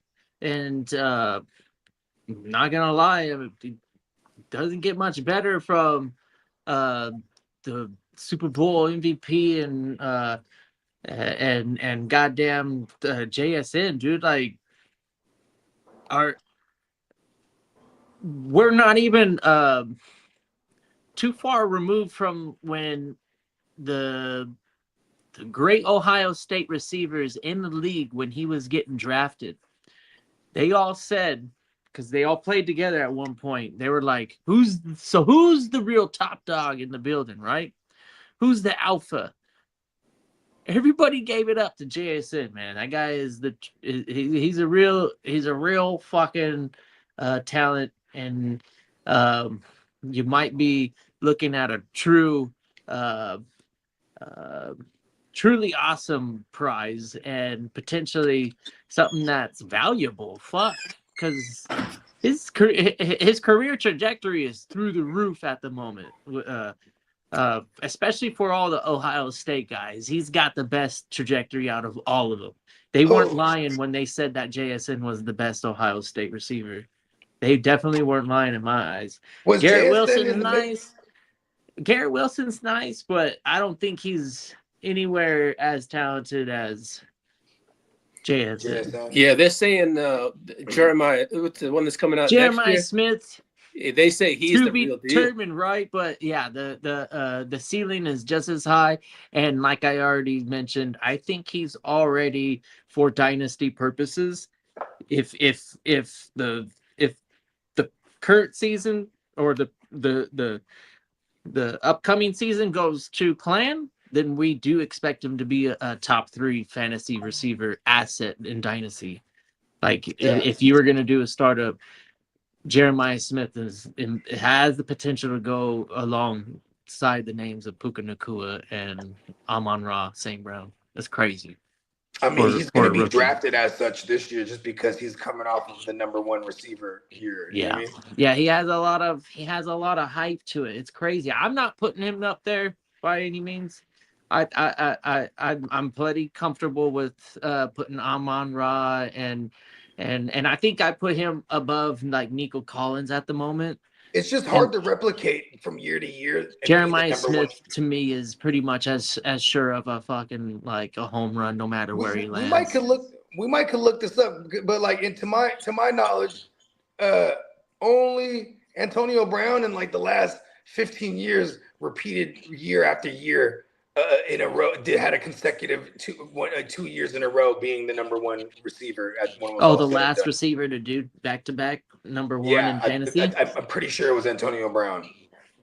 Tyreek Hill, and then Tyreek Hill did it in Miami. No, I don't think he had that one year. I know he was one of those years. He was like top 5. 1 year he was. Yeah, I think he was like number 3 overall or something like that. He definitely he definitely had 1,800 yards one of those years and led the league. No, so yeah, he finished WR1 1 year. Okay, so that was it that year. Chase, that might have been like 2024. Chase could slip. If anybody's in position, it's the guy at top, right? So Chase definitely has the potential. Like whatever you're paying right now, you're the reason I'm bringing up to get what you pay for, and you're probably not going to get much better. Because I think we've already seen his best, and you're to pay for it. JSN tends to be the guy that he's drafted off the board first at the position, just based on their chasing last year, right? And like the likelihood of him finishing as the 1 again it's not that high because I think it's the 2 running backs and then Chase. That's the typical top 3. I think Chase is the number 1 off the board. Occasionally, I would agree with that. Occasionally, yeah, I too. It's hard for me to put because I'm not afraid of Puka. I'm a Puka guy too. I'm living in a world that Joe Burrow doesn't get hurt. Like, yeah, I'll be mad as fuck if Joe Burrow goes hurt and I got motherfucking Chase. But like, listen, until he's hurt, you know what I mean? That's probably the best tandem as far as talent goes, throwing at a talented receiver. You know, you got talented quarterback throwing at one of the most talented receivers. This is the best duo. Shout out to Jordan Tyson. I know we're talking about some Ohio elite guys. Names, and Jordan Tyson wasn't playing for no LSU or Ohio State, but when he did actually go out there, that guy looks pretty nasty too. So we'll see what he can do in New Orleans. Jordan Tyson is another young receiver that in this rookie class that I'm excited about. Alongside with Cornell Tate, like I already said, yeah, he's always been the number 2 guy anywhere he's been in his college career, anyways. But right now, I don't know. What do you think Wandale or Ridley? I think Wandale, it's a good chance he leads that team in receptions as far as that receiver group goes, just because based on his ADOT's going to be shorter, and he's already played in this system. He's going to play that same role. You know what I mean? Like, he's only been with Brian Daboll. You know what I mean? And now when Brian Daboll got to Tennessee, I was like, Wandale's going there. Like, it's just nowhere else. Because, just they needed that too over there. They need a slot presence who's predominantly a short yardage guy, you know what I mean? A shorter ADOT guy, you know what I mean? So, but Tate, I mean, yeah, it's especially if we're not paying too much up for Tate, where we could kind of house him and see what it do. I mean, like someone like McMillan was kind of drafted really high last year in redrafts, but he paid dividends, you know what I mean? Like, but like it was almost like he was drafted fairly high for a rookie, but it was still a decent value because everyone was burned from reaching up on Marv Harrison Jr. the year before that. You know what I mean? Yeah, I agree. Why were the Chargers so good at social distancing during the pandemic? They had been practicing playing in front of nobody for years. Damn. It's okay. We're all going to eat our words if the Chargers actually go on a run finally, because here's the thing. You just need to – I feel like that's a team. They just need to get a playoff win under their belt. And then they're at, it's going to give them the confidence they need, because I think that's the one thing that's hanging over Justin Herbert's head whenever people – because they don't put Why Justin aren't you saying anything, Lee? Why? Because I'm shutting my mouth. You know why? I'm used to this shit, because you know what? I'm going to let I'm going to let all that talk shit be done during the season. I'm not going to let that shit get to me, man. Just let it take. There you know go. What? It's talk. We're in the off season. I'm going to let that shit happen during the season. Take the high road. Right? Sometimes it's best to. I'm just saying, though, like, Justin Herbert, like, if he had a playoff win under his belt, then maybe they'd put him in the conversation of like elite talent, because I don't know why. Johnny, what's up, man? What it do? Johnny in the building. Oh, Beck, didn't you say something about Johnny needs to do a video? Oh yeah. Yes. I texted him this morning if he could do like because we're gonna throw together an ad or a commercial type of thing for everybody that's in the West Side League competing. So everyone already submitted their videos, but like I texted him and AJ, because I think AJ hasn't sent one yet either. Yeah, it's going down. Shout out to our man Johnny Mittens. I was on the phone with him the other night when he had booked up, sometime last week. Oh, and I was texting with Diamond Joe, because I was asking when of the free agencies open up for this, where players we could, that's still available, and he says not for a while too. So it's about getting the contracts together right now, and pretty sure if people want to make trades, you can trade right now without having, then you can still, but it's all due to price that was paid. You know what I mean? If you were to do a trade right now, and even during the season. Yeah, I mean, this is an interesting time. I know a lot of people are returning. A lot of people take a hiatus, and I don't blame them, man. It's not necessary to be involved all the time. It's how we prefer things, but not every manager has to operate like we do. And when they do take a hiatus and they do return to their team, when it is kind of like, all right, now. I mean, we're almost in August, right? It's like we're in the thick of it. In Dynasty, if you're taking a vacation, you got to come back probably before August, just before August, man. Yeah. And then we'll I'm shaking some shit up. Yeah, you want to get involved in the rebuild before the preseason talk starts. Yeah, and I'm trying to.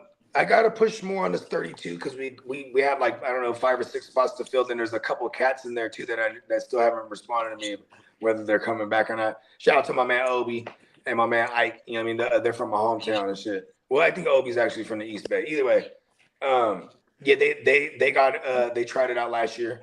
I know they were digging it, so you know what I mean, because it's bang for your buck.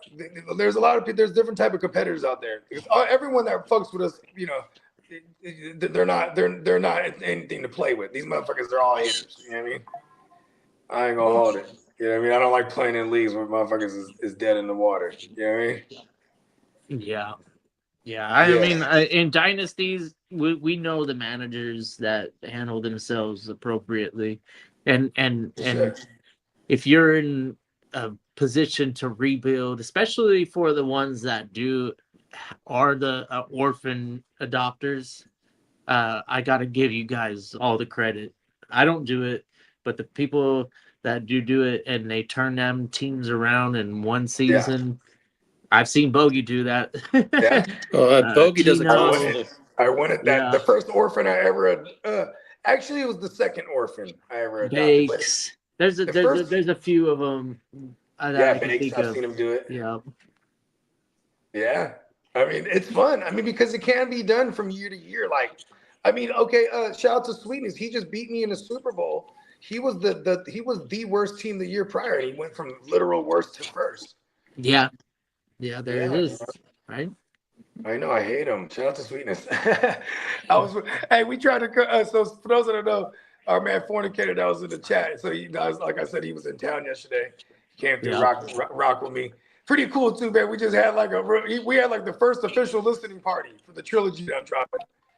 You know, we went through in chronological order. You know what I mean? It's dope.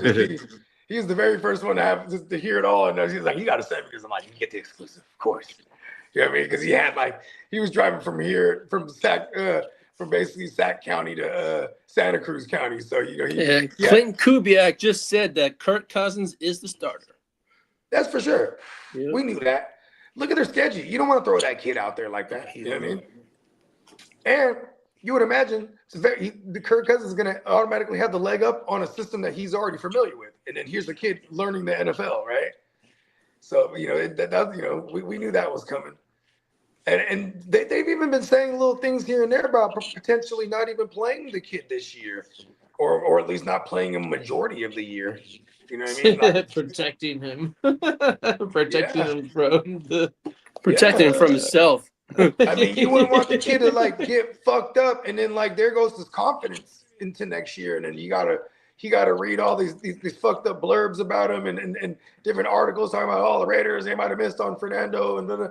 It's never a bad thing to sit. Who would you think is the best QB in the game right now that has it all? Josh Allen. Oh, okay. Let me reiterate that. Who has it all? Who has it all? Yeah, the titles, everything. It's Mahomes. Mm-hmm. Oh, yeah, that's facts. That's facts. Yeah. He has it all. He has the talent. He has the hardware. You know what he did? Sat for a year. You know what I mean? They went super old school with him, and they were like, "All right, boom, he's gonna." You know what they were calling Patrick Mahomes? They were calling him a gunslinger. He throws a lot. He has good arm, but he throws a lot of turnovers. He went over there and sat behind vanilla as Alex Smith for a year, who notoriously could take care of the ball. Yeah. So then he goes into his sophomore year, which is basically his first year starting, and Alex Smith is gone, and Patrick Mahomes is the MVP first year out, throws for 50 and 8 picks maybe. It was insane. He just learned, and I feel like you could have credited Alex Smith to that. That's why when they finally won the Super Bowl, they gave Alex Smith the ring because of the shit that off the field or behind the scenes that no one saw that Alex Smith probably laced him up with. You know what I mean? That good game. You know what I mean? Just from what not to do. You know what I mean? So here we go. This is a serious fantasy question. And this might be one of the turning points in the way that I philosophically draft. Okay. But if we're gonna be lucky enough to get a huge discount on Mahomes this season, and we're getting a full Rashee Rice. Yeah. What? When do we jump? QB8 or better. When do we jump for Mahomes? Because we know he's gonna slip, but when is the right moment? I still think he's going QB8 or better. Honestly, I don't think Mahomes slips that Like much. he's going like if we're talking super flex, he's the top 8 off the board. Like let's bang some names out here. Pause. So no particular order. Josh Allen, Drake May. Lamar, Burrow, May. Jaden Daniels, because people are still going to pull him up over Mahomes. Are we in agreement so far, right? Yeah. Do you take Dak over Mahomes? I take Dak over Mahomes. Oh, because I have Dak as like a QB10. See, but here's the thing too: is like Mahomes is going to go before Dak, so I'm more like to really rephrase that. I'd rather wait on Dak, but. Mahomes, getting a Mahomes is always like a top 4 guy off the board since we can remember. This is the only year he's coming off an injury, he's going to be ready for week 1. So I don't know. I maybe people are scared of the addition of Walker. That's going to take. It's still Patrick Mahomes. I mean, I think it had all the high flying aerial attack was with Eric Bieniemy too. You know what I mean? And then you had to respect that so much that no matter who was their running back, he was eating, whether it was a Kareem Hunt or a Damian Williams or a Darrell Williams or fucking whoever the fuck. Everyone but fucking Clyde Edwards-Helaire for some fucking reason. You know what I mean? Diamond Joe thinks Mendoza will be there by week 8. Yeah, I hate look Kirk at their Cousins. schedule, they're probably 0-8. Look at their schedule, they're probably 0-8. Nobody. I feel like they'll start them against Arizona. Kirk Cousins. They play Arizona at one point, and I feel like that would be his starting point. Ooh, If he says week 8, yeah, because they'll be fighting for the first win of the season. Both of them will be 0 and whatever. Okay, week 8 is against the Jets. Oh, there it is. Oh, we're gonna that's kick your ass.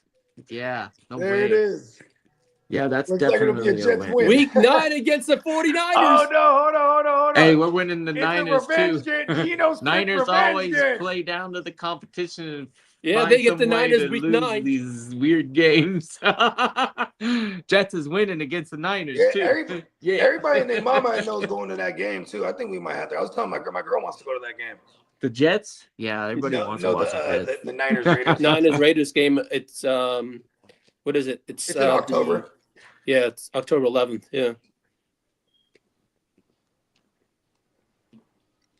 Yeah, Raiders definitely travel like the Steelers, the Niners, the Broncos, the Cowboys, the Eagles, Packers, and that's probably it. If we're being honest. Too. Oh, did you say Cowboys already? Yeah. Okay, yeah. And Eagles.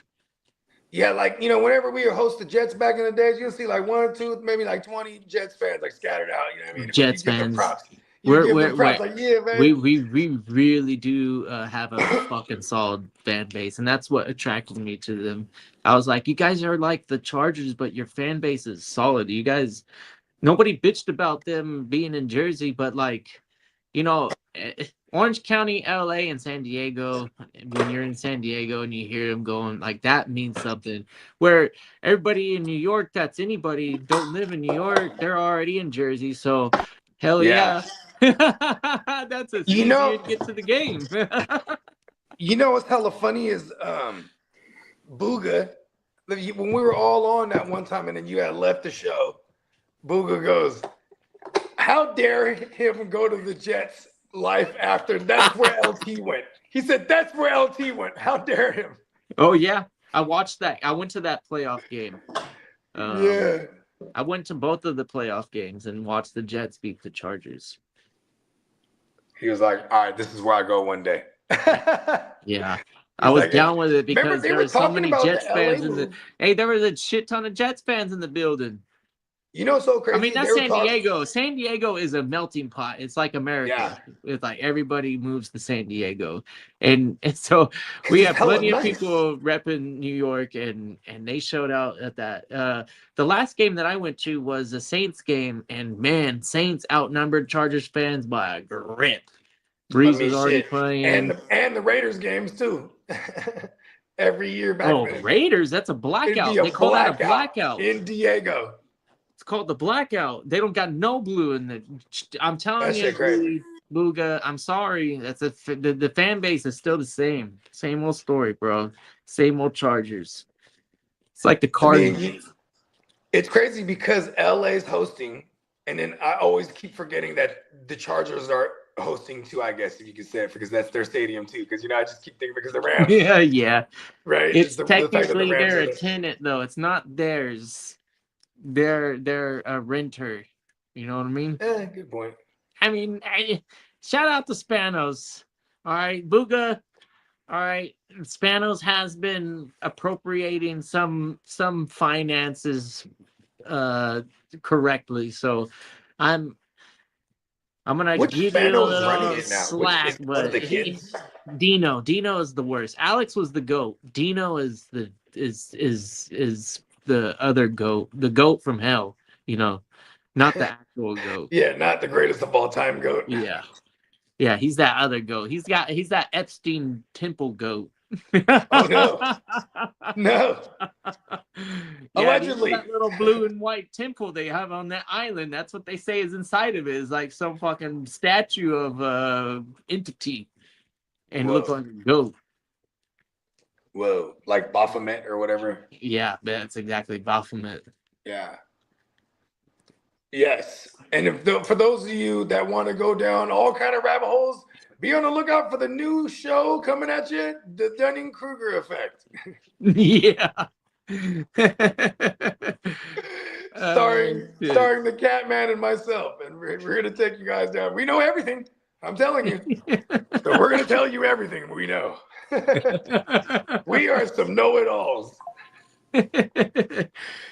Hey, and I invite all the experts in the building. If we get an actual expert tuning in and going, these Dunning-Krugers are fucking idiots. Hold on. Yes. Let me call in. Hey, we got a spot for you. We got a. This is exactly we'll get what a we toll want. free. We'll get a toll free whatever internet line. I bet you can call. get. You can call in live and you can tell us about aliens and physics and. That's so funny. We just need to holler at Neil deGrasse Tyson. Be like, listen, we got this joint called the Dunning-Kruger effect, and we totally need you on there because you're going to be the only one that actually knows something.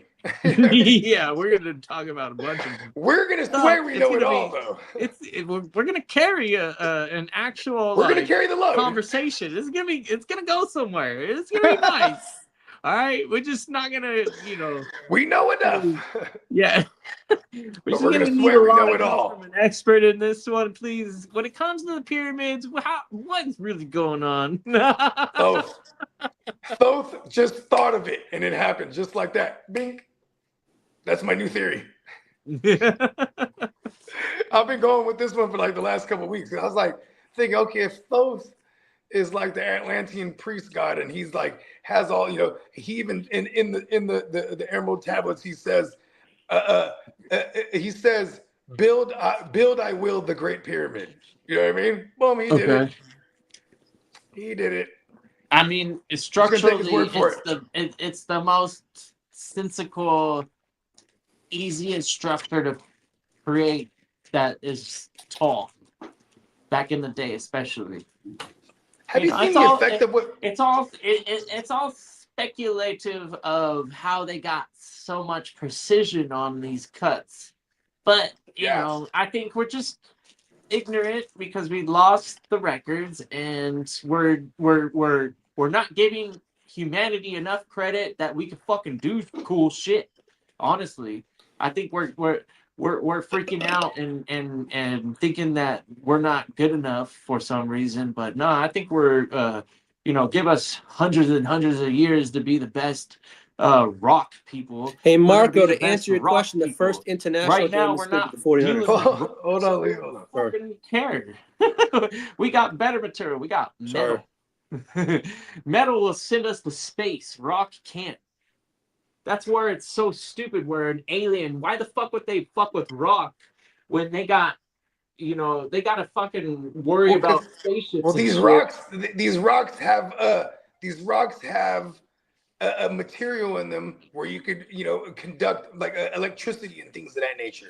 Like, sounds like you're talking about metal, bro. Is that what's in these stones though? Like all the limestones and everything they built out the different kinds of granite and salt rock, and they're built out of different shit for a reason, right? Like, I don't know. It's like a silver, and then gold, and then what's really interesting? Yeah, because wasn't the pyramid like plated with like something the Great Pyramid at one point was plated with like some kind of white paneling, right? Limestone. Yeah, some white limestone. And then at the top was gold. They had a gold cap. And this motherfucker was like a power plant that was powering the whole world, essentially. Allegedly. Well, you know, allegedly. Yeah, Or it's whatever. a theory. And actually, I don't allegedly say that because if you go to Egypt, nobody out there is saying, "Oh yeah, it was a power plant," and they would be like, "No, it's the tomb of fucking Khufu." Yeah. The tomb, the dimensions of where his sarcophagus would have been, it fits the perfect dimension. It fits the exact measurements. However many cubits that they said, in ancient shit, and it's the same measurements as the Ark of the Covenant. So they believe like the Ark used to be placed in there and it powers this whole bitch. And they had you had the Nile River, and then you also had like waters that ran underneath the pyramid, and like I get something with the water running, and it creates electromagnetic. I've seen that video when I was like 6 years old. Johnny Mittens. It was cool. This guy took a copper, which was like the best metal that they could get. They could get iron and bronze and iron and copper and make bronze. It's iron and copper. Ore? Is that what they call it? Ore? It's iron and copper make bronze, and it's still pretty soft, but they're able to create metal. The Bronze Era. And that was the tool. And on some of the saws that they use, what happened is it's not the metal that eats through the rock, it's actually sand. So they have a rotation, and trust me, it took hundreds of years to build these things, and they're working 24 hours a day. In seconds. And this is just how you got paid. These people got paid. The power of the mind. Then they had a society and the whole bit. They were just building shit out of rock. That's just the way that's the way that time was. Anyways, they demonstrated, and they cut through the same rock that the pyramid is made out of, and they use the bronze and sand.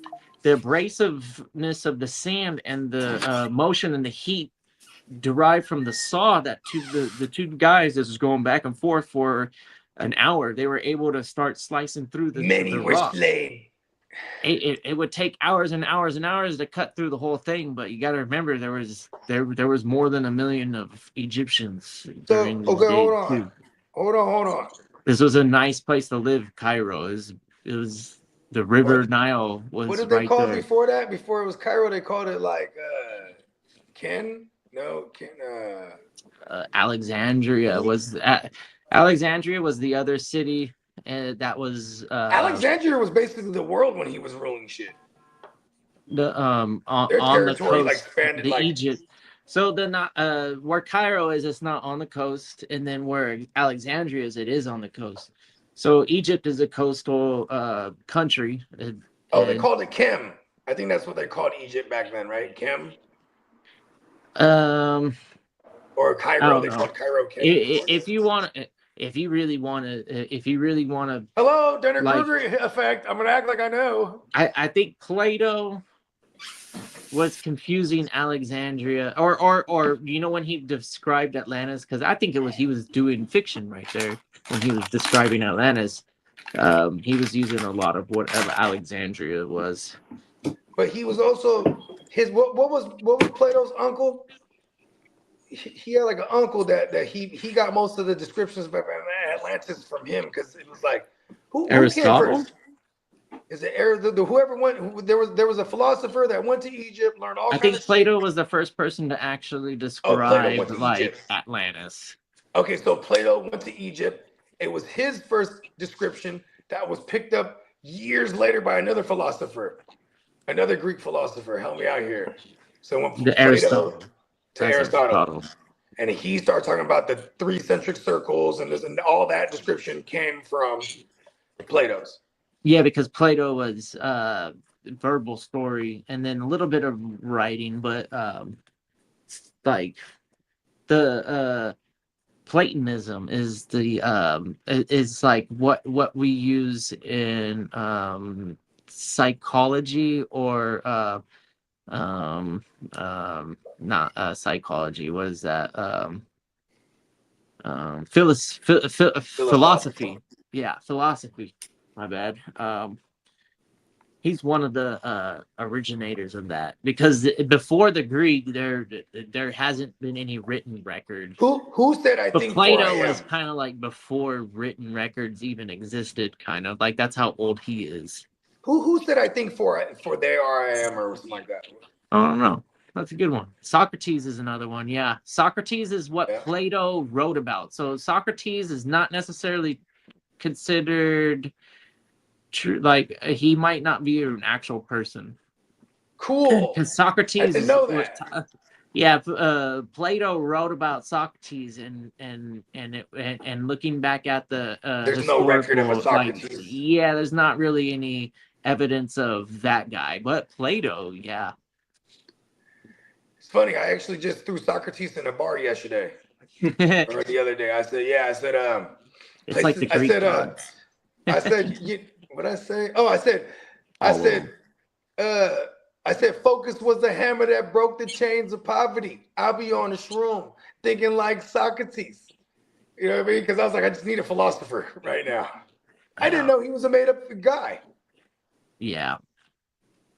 Yeah. The bar still hits hard. Yeah, Plato. That's kind of the prelude to modern philosophy, and then a lot of it kind of sticks because the questions are paradoxical and stuff like that. So some of the first like deep thought. Not a lot of wealth yet. I think what happened in Babylon, they invented money and they allowed kind of like classes. And then once those classes had the time to like not worry about shit, then they started worrying about shit. That like is like far out. And then the Persians, they invented some nice maths, and then eventually later on we get Newton. He invents calculus, and then that's when we were able to like do different theoretical stuff. And then we get quantum physics, which quantum physics allows us to have this internet and your cell phone and all that stuff. That was in 1920. And ever since then, there really hasn't been any huge breakthroughs. But, hopefully it's biological next. Because I'd love to cure cancer. Physics is cool, but I'd like to be able to figure out how to live longer. It would only be like, I would only accept it if you were able to die. You know what I mean? Like, I don't want to like take something and then all of a sudden I'll never die or something. You know what I mean? I want to like die eventually. I don't want to live forever, but I want to live a long time. I want to be like Yoda, 900,000 years or something like that. That sounds dope, bro. Yeah. Yeah, JD just texted me. I got a power hour at 3:15 today. I was like, okay.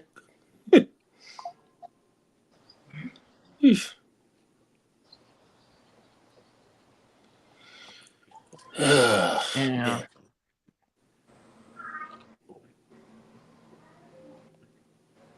I'll just save all this news for Friday. It'd be a better show. A hell of a lot of show. Well, I guess we could call it a quits. Let's wait till Bogey gets back. We've been rocking for a good minute now. 3 hours. 3 hours, yeah. What's right this? after Johnny Mitten says sand and water. Yeah, motherfucker. Yeah, sand, water, aggregate like a motherfucker. It's a lot of people, a lot of hard work and labor, and then human ingenuity. I mean, some people just don't give us enough credit, or we like to find ways to discredit what we can do. I mean, you take whatever we have, at this moment for granted, or appreciate the science and the progress of the science to get us to where we're at. Not saying it's all fucking rainbows and golden everywhere, but hey, Johnny Mittens, I know that I'm 45. My knee hurts. Shit, our bodies fall apart, man. Yeah. Hey, Dude, there's I remember hitting 40, and after 40, my body was like, "Fuck, you don't even belong to me." Hey, there's a real science real. behind reverse aging where it wouldn't necessarily be painful. True science. It might not be any time in our lifetime, but the potential of in genetics and fucking with them to make your body rejuvenate. Remember the reality is nature, and if you've seen anything crazy in nature, then it can probably be genetically modified in the future for us. So the X-Men, the all that stuff, that's really not too far-fetched in the far future when we can genetically modify people and potentially make them strong at certain traits.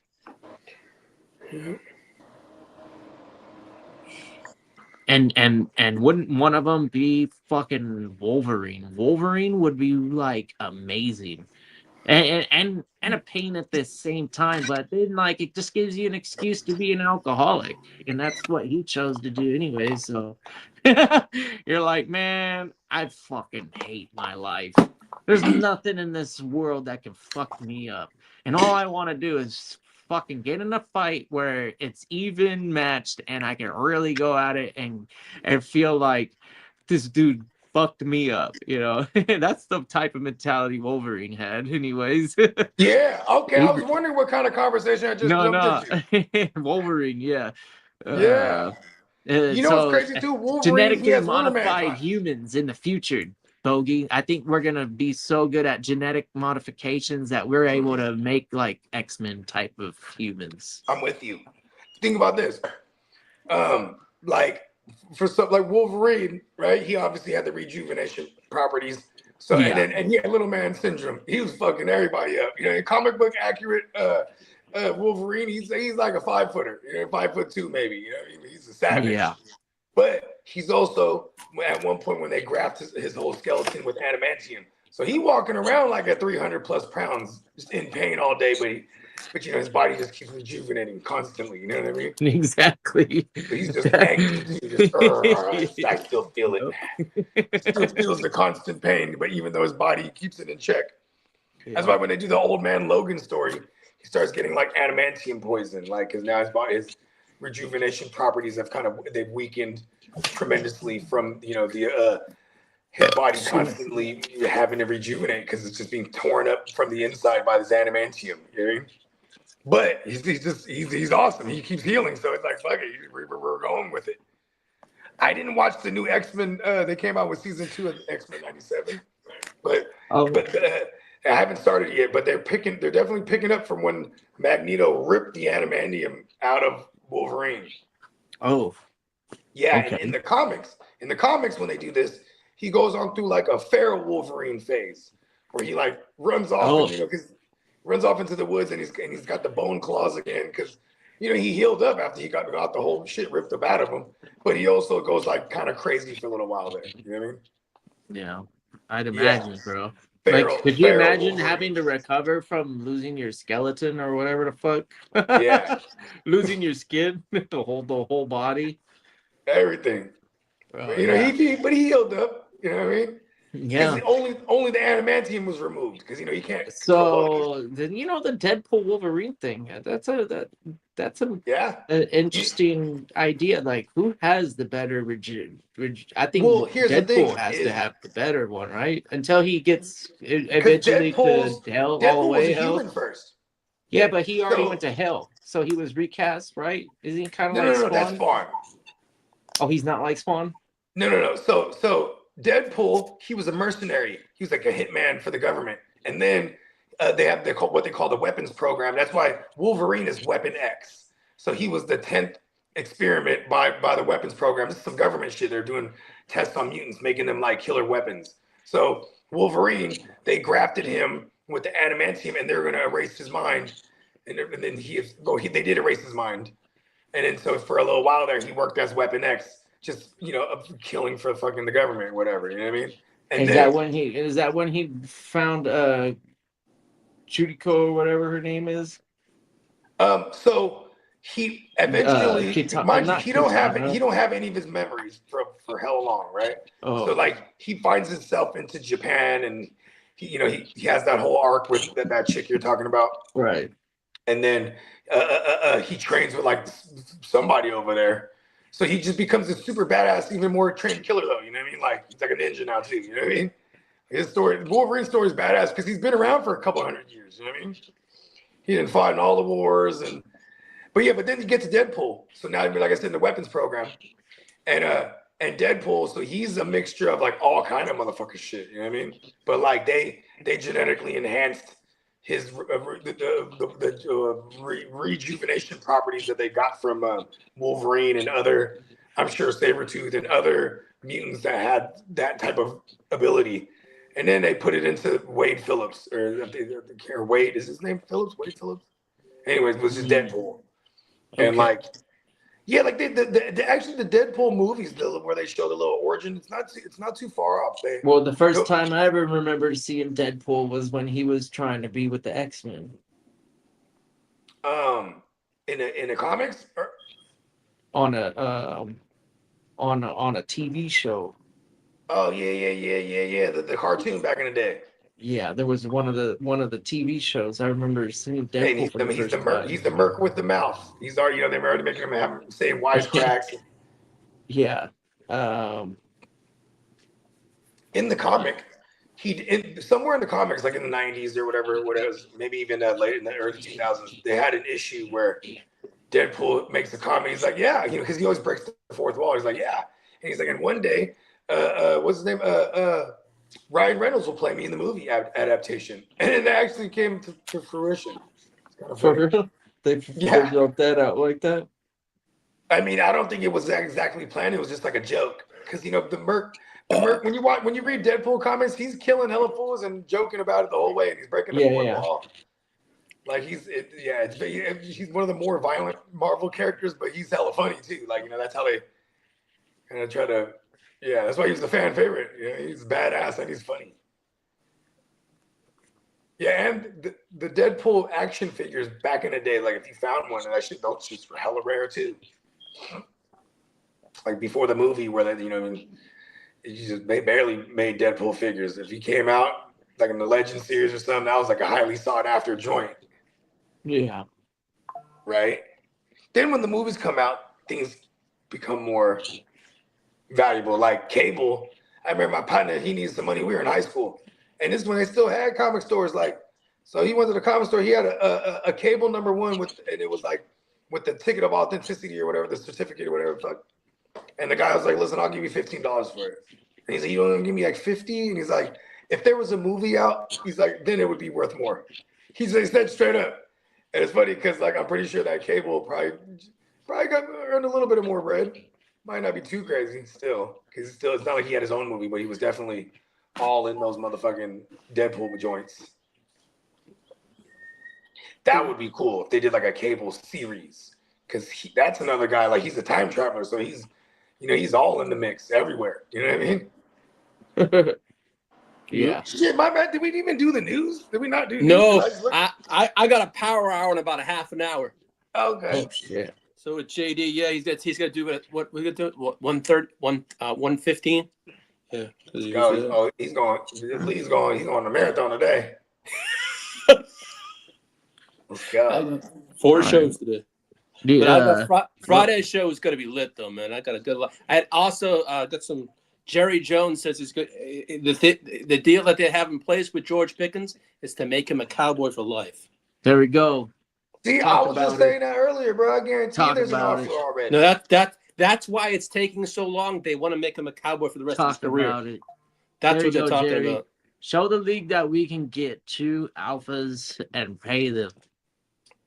That will change the fantasy, like the spectrum. I think we'll get a little bit weaker divisions.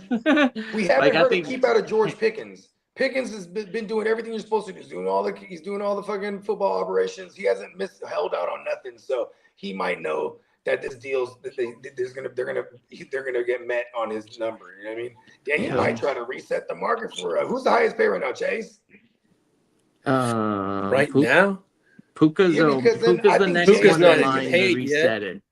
Puka's the next one. It's got to be Jamar Chase before this year too. It's got to be Jamar Chase, right? Jamar Chase that's like making the most. Or St. Brown. No, the next one is 30s. Puka. He's like in the Puka's 30s, the next one to get paid. Yeah, it's definitely Chase right now. Chase is getting. Oh, it's JSN. Oh, JSN just got paid. Yeah, JSN right, I just forgot. got paid. I was just saying he's gonna get paid. Puka's the next man up. And Pickens is right. The next person up usually resets the market, and he's in line to be competing with Puka though. So I don't know. I know, but see, that's the thing. But Puka's like, there's a good chance they let Puka play this year out, and then he will guarantee to reset the market next year. You know? Well, they have a bunch of players they got to pay the Rams. They got to pay a lot of the Pickens will sign too. before Puka. Yeah. I mean, it's also that's the only way that he could reset the market. And Puka, he's a later round drafted guy, so this is literally his last year. They could even tag him and do all that shit they're doing with Pickens right now. You know what I mean? Mm-hmm. They could. Yeah. All right, man. You want to we wrap can put it a bow up? on this one. Yeah, we can put a bow on it. Wrap it up. Shout out to everybody. You know what I mean? That's been rocking with us for the style. Well, you know what I mean? I also sent JD those two names that were in the chat that subbed up, so he has them. For sure. Oh yeah, and if you're still rocking with us out there, we got plenty of content. As you can see, we got another one lined up already. Go ahead, like, subscribe. Come back for the Power Hour. Get that notification coming up here in a few. Yep, in about 45 minutes. If you want, do us a favor. Look at some of our old streams and leave a comment and yeah, man. Just check out the channel, bro. And appreciate y'all. And also thank you for tuning in to show 1000. Thank you, 1, everybody. 1,000. Come on, we've been getting it. Yeah, man. Shout out to the Neon Peacock. Shout out to the Guchinni fella. Shout out to Diamond Joseph. You know what I mean? Minnesota Den. You know what I mean? Everybody in the chat, man. I don't want to forget nobody. There's a lot of people to thank. Shout out to Derek. You know what I mean? Like Emil. You know, everybody that's been rocking with us every day, man. We really appreciate y'all letting us be part of y'all lives, man. You know what I mean? Because you know, for those of y'all that tune in, man, we're part of y'all morning, Tuesday and Friday morning routines, man. And that's dope, man. So shout out to all y'all. We definitely. I know it sounds cliche to say, but it's so true. We couldn't do any of this without any of y'all. You know what I mean? So shout out to all the GWN fam. You know, we appreciate all y'all. Peace. Yo, peace out. Here we go. Hold us down.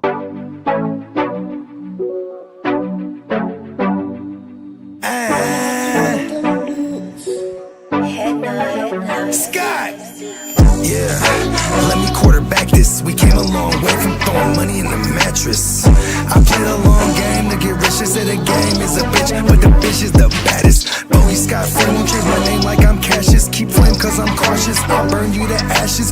Double cross the bosses and get hit with the ratchet. Can't fuck with suckers, that shit is contagious. Count 100,000 blowing clouds, hella anxious. Maybe a doctor, but I ain't got no patience. All top shotters on my roster, they gon' race shit. Transport weight, cross states in my spaceship.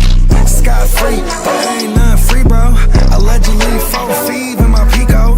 Out the east, all the freaks call me Guapo. All the way out the way, but I'm still getting guap though. Sando, man. I like this. Yeah, 100,000 want it now. I know it take time. What you know about taking taking chances crossing state lines. Knowing if you get yanked, it ain't no state time. They say chances make champions, so I take mines. Ain't no stopping, I'm on go, who cut the brake lines. My dog died, we was kids, I'm trying to raise mines. Big ol' 40 is a sig, gon' raise lines. Never speak on what I did for the gang sign. Niggas on some lame time, I be on some bullshit. I be in the gym, but I ain't training for no CrossFit. Really running plays, I fucked around and got exhausted. Caught up in my ways, I had a dream that said I lost it. I sent that shit to Austin, I was in the Deebo. Real trap nigga, but I ain't never touched a kilo. I'm something like Vito, something like Chapo. I've been out the way, but I'm still getting guap though.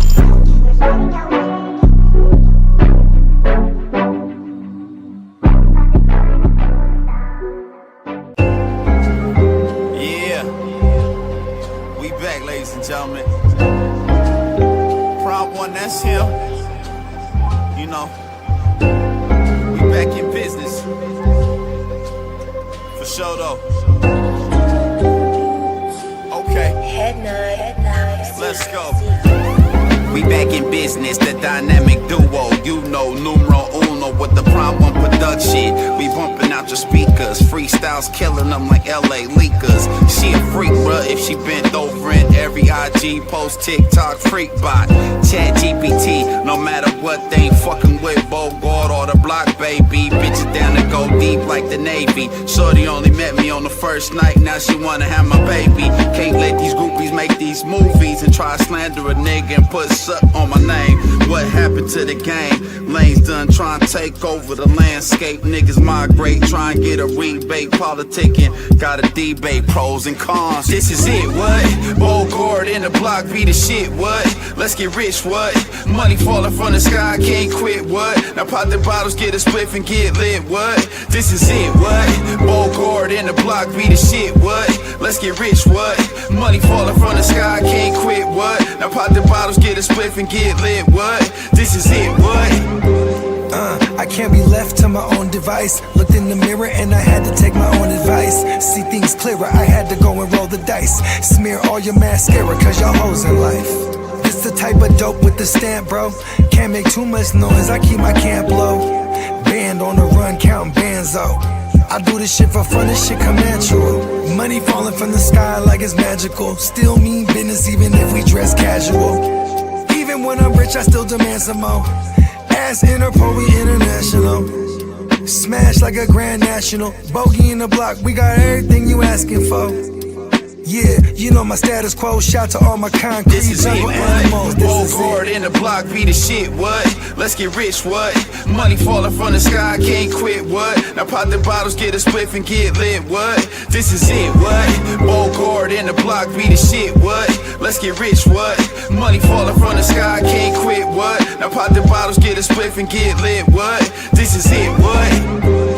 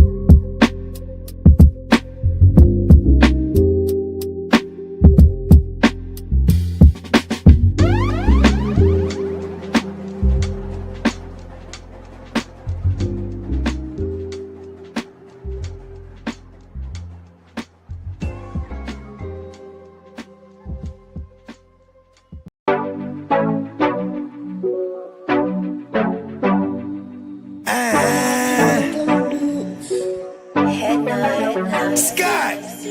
Yeah, let me quarterback this. We came a long way from throwing money in the mattress. I played a long game to get rich. They say the game is a bitch, but the bitch is the baddest. Only Scott Flame won't change my name like I'm Cassius. Keep flame cause I'm cautious. I'll burn you to ashes. Double cross the bosses and get hit with the ratchet. Can't fuck with suckers, that shit is contagious. Count 100,000 blowing clouds, hella anxious. Maybe a doctor, but I ain't got no patience. All top shotters on my roster, they gon' race shit. Transporting weight, cross states in my spaceship. Sky free,